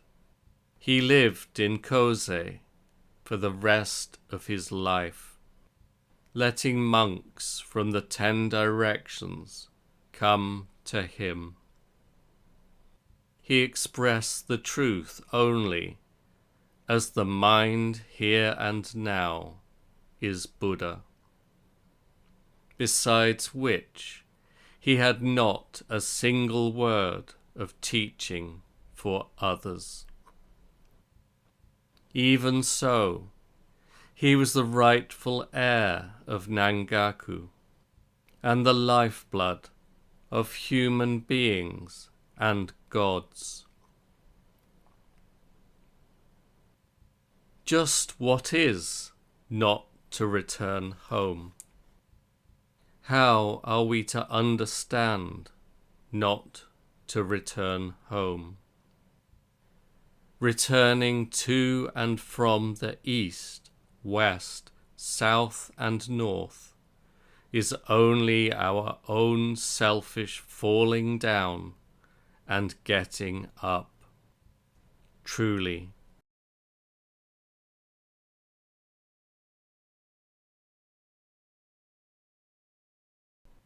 When we return home, the truth goes unpracticed. But is the conduct of returning home maintained as the truth goes unpracticed? Is the conduct maintained as beyond returning home? Why is returning home the truth going unpracticed? Is it hindered by non-practice? Is it hindered by self? Nangaku is not arguing that old women in the neighborhood will call you by your old name. His words are the expression of the truth of old women in the neighborhood calling you by your old name. By what means does Baso grasp these words of Dharma? The truth in question is that when we are going south, the whole earth similarly is going south. For other directions also, the same must be true. To doubt that it is so, using Sumeru or the great ocean as a scale, and to hesitate using the sun, moon, and stars as benchmarks, this is the small view. The 32nd Patriarch, Zen Master Daiman, was from Obai. His secular name was Shu. This was his mother's surname. The master was born fatherless, as, for example, was Lao Tse. He received the Dharma at 7 years of age, after which, until the age of 74, he exactly dwelt in and maintained the Buddhist Patriarch's right Dharma Eye treasury. His secret transmission of the robe and the Dharma to the laborer Eno was conduct and observance in a class by itself. He did not let Jinshu know about the robe and the Dharma, but transmitted them to Eno, and because of this, the lifetime of the right Dharma has been uninterrupted.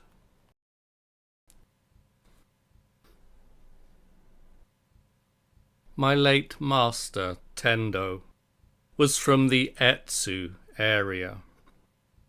When he was 19, he abandoned philosophical study for learning in practice, after which he did not regress at all, even into his 70s. He was given a purple robe and a master's title from the emperor. During the Kagyo era, but he did not accept them. He wrote letters to the throne, declining and expressing thanks. Monks in the 10 directions all revered him deeply for this. The wise, far and near, all rejoiced. The emperor himself was delighted and presented him with a gift of tea. Those who knew what happened praised the event as rare through the ages. Truly, this was real conduct and observance. The reason is that to love fame is worse than to break the precepts. To break the precepts is a momentary wrong. Love of fame is a lifetime encumbrance. Do not, out of stupidity, fail to abandon fame, and do not, out of ignorance, accept it. Not to accept it is conduct and observance. To abandon it is conduct and observance. That the 6 ancestral masters, each has a master's title, is in every case because an emperor decreed it after their death, not because they loved fame while they were in the world. So we should swiftly abandon the love of fame, which is the cause of suffering in life and death, and we should aspire to the conduct and observance of the Buddhist patriarchs. Do not, through rapacious love, be equal to the birds and beasts. Greedily to love the trivial self is an emotion possessed by the birds and beasts, a mental state possessed by animals.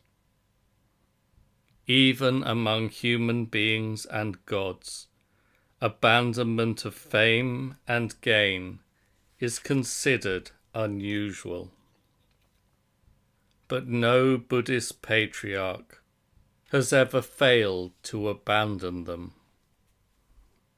Some have said that greed for fame and love of profit can work to the benefit of living beings. But their argument is grossly mistaken. They are non-Buddhists attaching themselves to the Buddha Dharma. They are a band of demons who malign the right Dharma.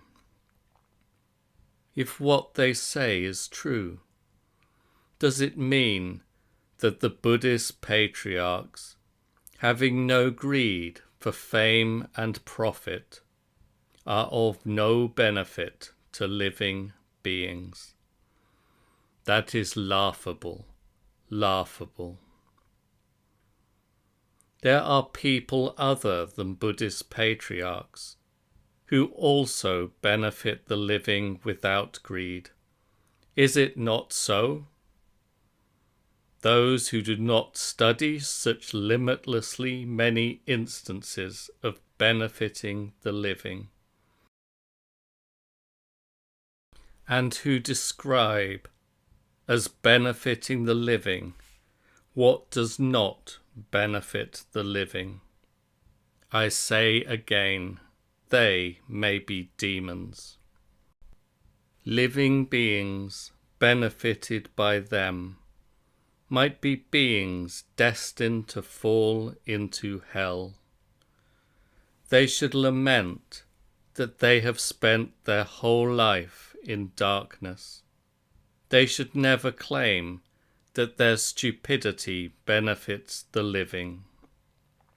Thus, though the Master's title was the Emperor's benevolent gift, writing a letter to decline it is an excellent example from the eternal past, and it may be research for students of later ages. I met the Master in person.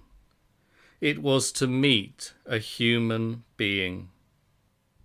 From the age of 19, when my late Master left his home district to go in search of teachers, he had striven in pursuit of the truth to the age of 65, without regressing and without straying at all. He did not get close to emperors, and he was not seen by emperors. He was not on intimate terms with ministers, and he was not on intimate terms with officials. Not only did he decline the purple robe and the Master's title, but also his whole life through, he never wore a kashaya of patterned cloth. For formal preaching in the Dharma hall, or for accepting entry into the Master's room, he always wore a black kashaya and black monk's robes. He instructed the monks as follows: in practicing Zazen and learning the truth, the most important thing is to have the will to the truth. It is the starting point of learning the truth. For 200 years now, the truth of the ancestral Master has been falling into disuse. It is lamentable. Needless to say, then, that skin bags who have expressed the truth in even a single phrase are few and far between. In former days, I hung my travelling staff at Kinzan Mountain, at which time the head of the table was Ko Busho. In formal preaching in the Dharma hall, he said, in the Buddha Dharma, the way of Zen, you need not seek the words of others. Let each of you grasp the principle by yourself.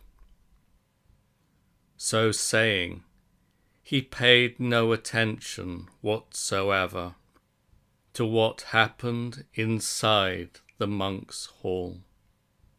The monks, senior and junior, also were totally unconcerned. They were only interested in meeting and courting official guests. Busho was singularly ignorant of the pivot of the Buddha Dharma. He only craved fame and loved gain. If we could each grasp the principle of the Buddha Dharma by ourselves, How could there be old drills who went looking for teachers and searching out the truth?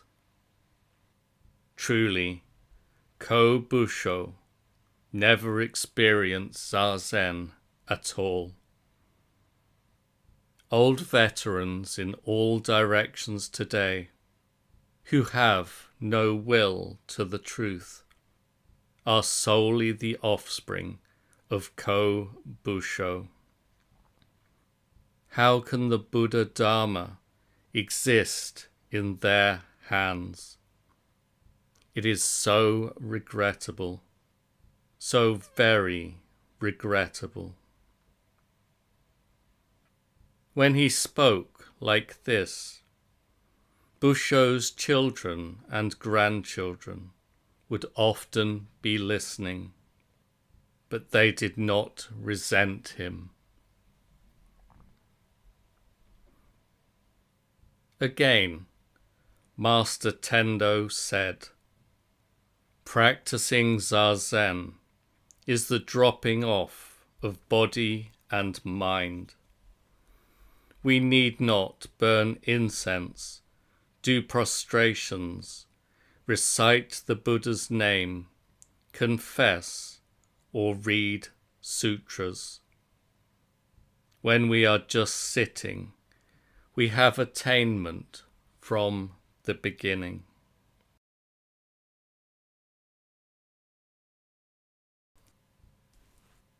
In truth, through all directions of the great kingdom of Sung today, the skin bags who profess to be Zen practitioners and who call themselves the descendants of the ancestral founders number not only 1 or 200.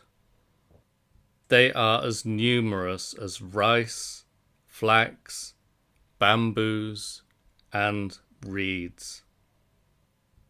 Nevertheless, we hear no rumor at all of any who recommend sitting for the purpose of sitting. Between the 4 oceans and the 5 lakes, only my late master Tendo did so. Monks in all directions praise Tendo with one voice. But Tendo did not praise the monks of all directions. At the same time, there were leaders of great temples who did not know of Tendo at all. This was because, although they were born in China as the center of civilization, they might be a lower species of bird or beast who did not serve where they should have served, but idly squandered their time.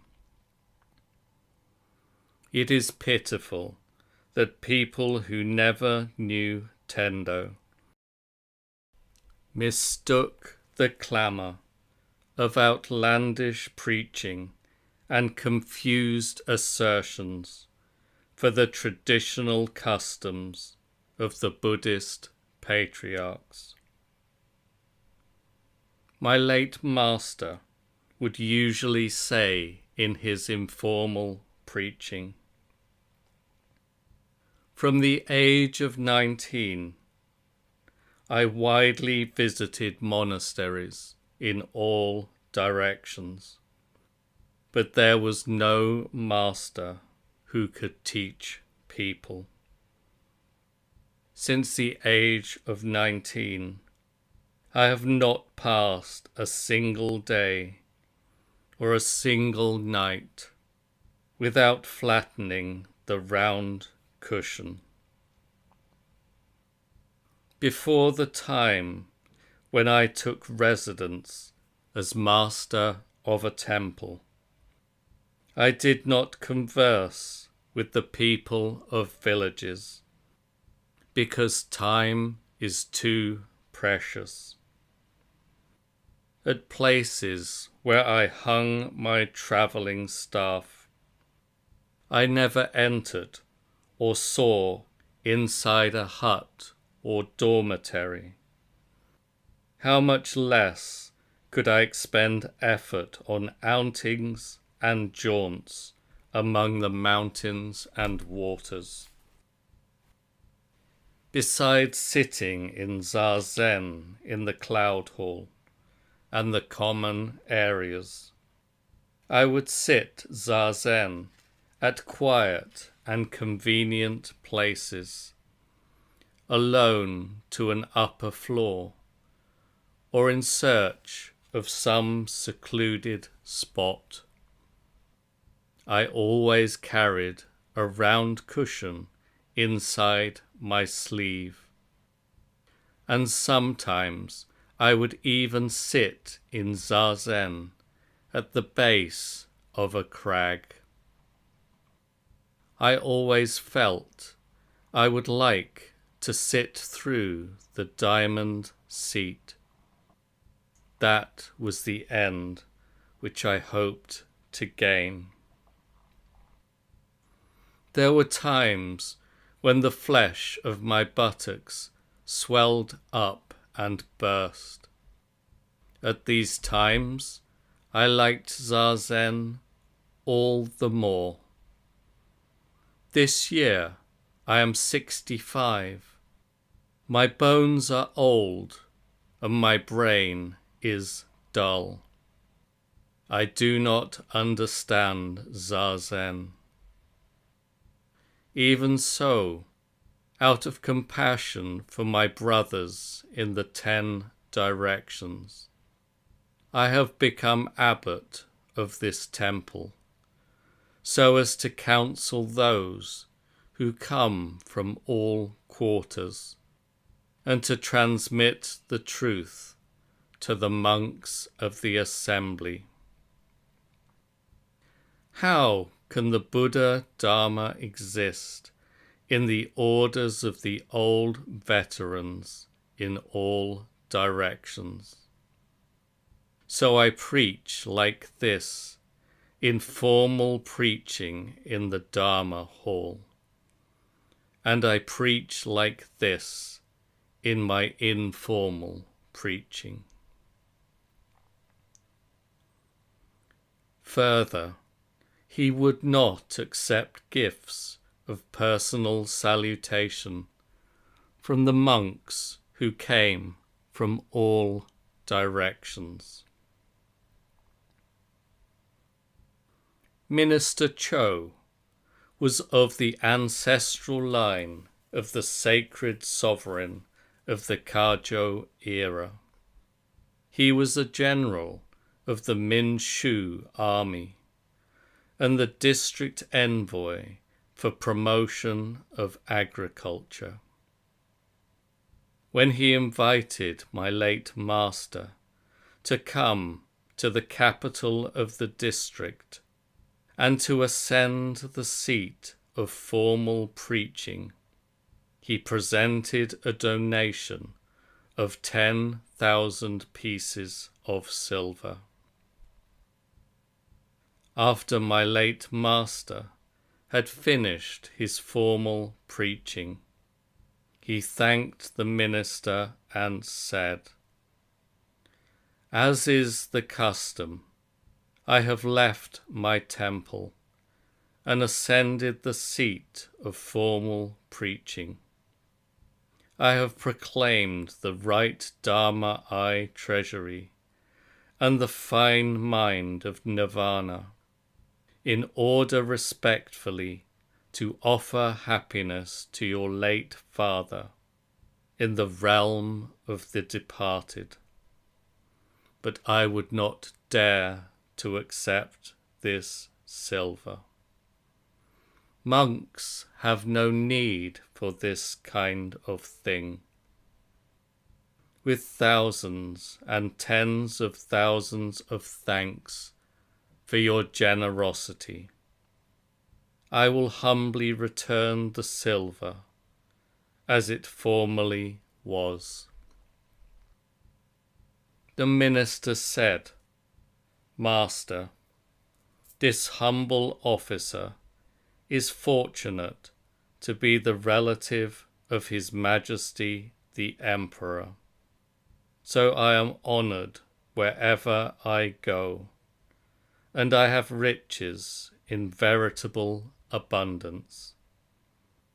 Today is the day to celebrate my late father's happiness in the next world, and so I wish to contribute something to the realm of the departed.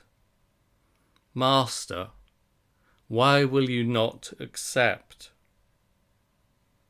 This has been a day of abundant happiness. In your great kindness and great compassion, retain without further ado this small donation." My late master said, "Minister, your order is a very grave matter, and I dare not decline. I only have the following excuse. When I ascended the seat of formal preaching and preached the Dharma, was the minister able to hear me clearly or not?" The minister said, "This humble officer listened with pure joy." My late master said, "Minister, you have appreciated my words sagaciously, and I cannot hide my awe. I would like to ask further. While you graced us with your kind attendance,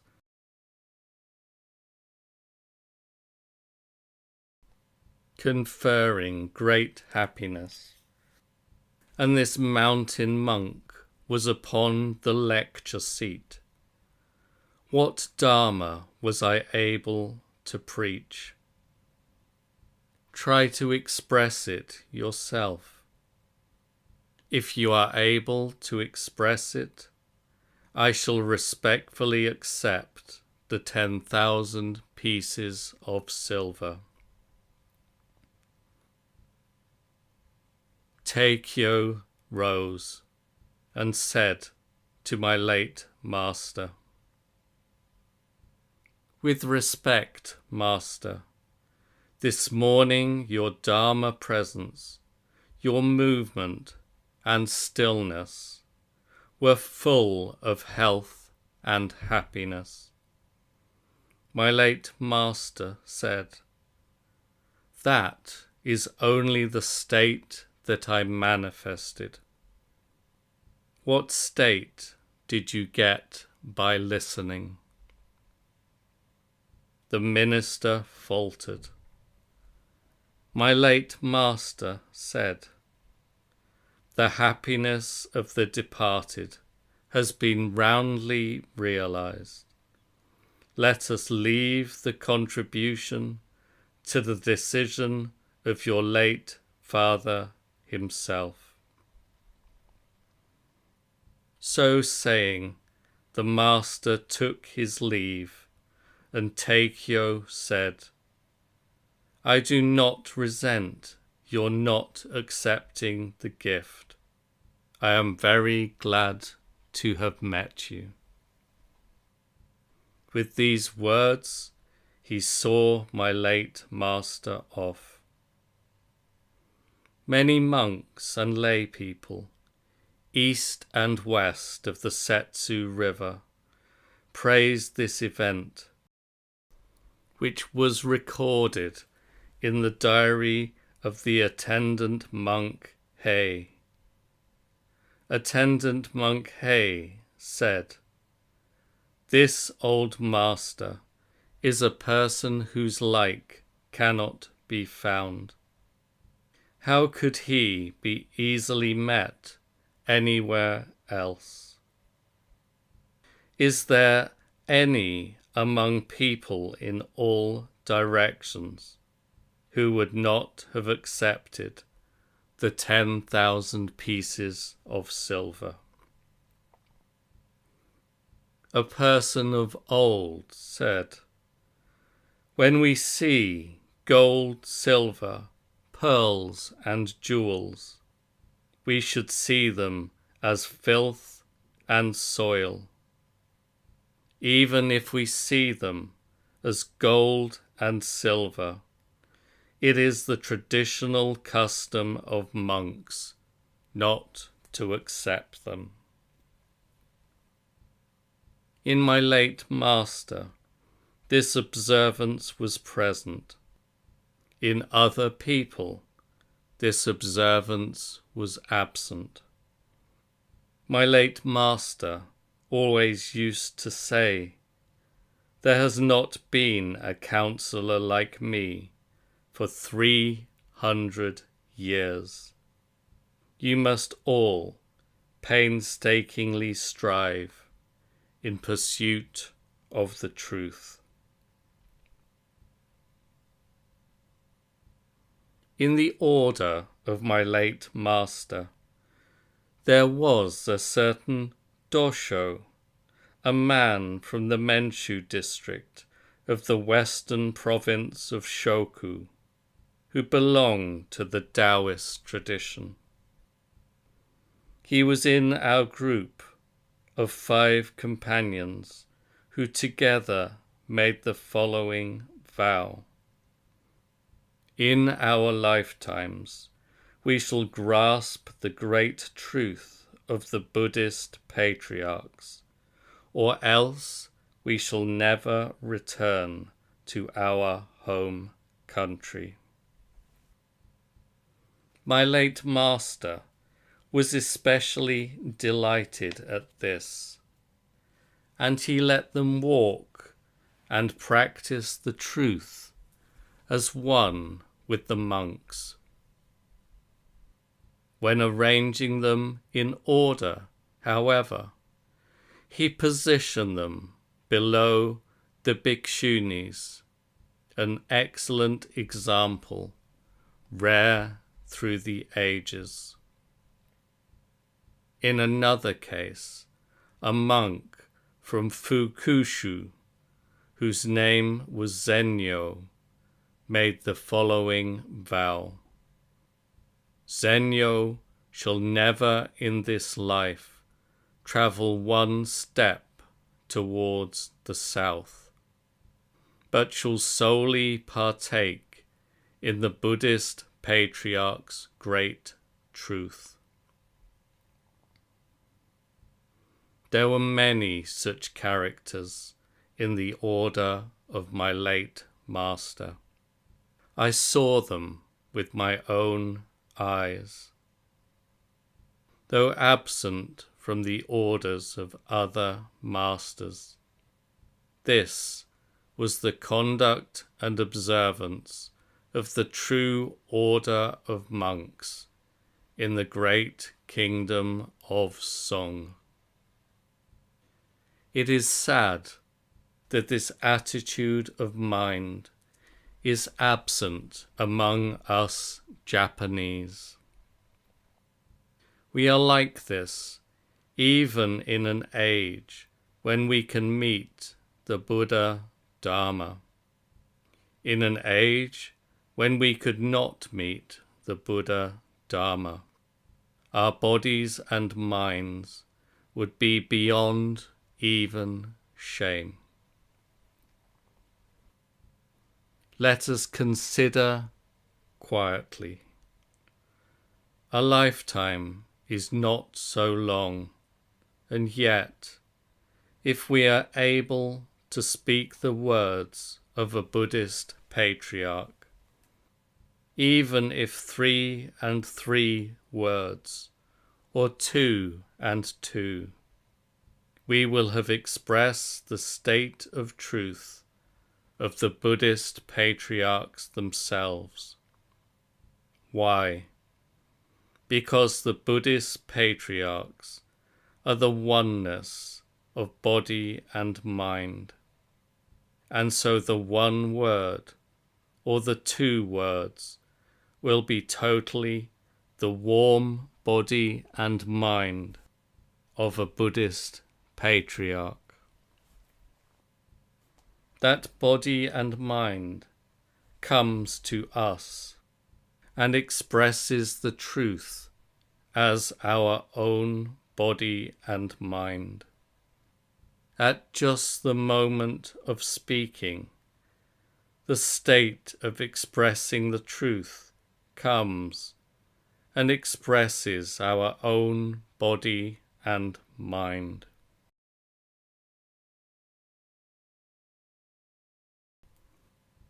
It may be that with this life we can express the body, which is the accumulation of past lives. Therefore, when we become Buddha or become a patriarch, we go beyond being Buddha and go beyond being a patriarch. Words spoken by conduct and observance, even if only 3 and 3 or 2 and 2 are like this. Do not chase after the empty sounds and forms of fame and gain. Not to chase them may be the conduct and observance transmitted one to one by the Buddhist patriarchs. I recommend you, whether you are a great hermit or a small hermit, a whole person or half a person, throw away the 10,000 things and the myriad involvements, and maintain the practice of conduct and observance in the state of the Buddhist patriarchs.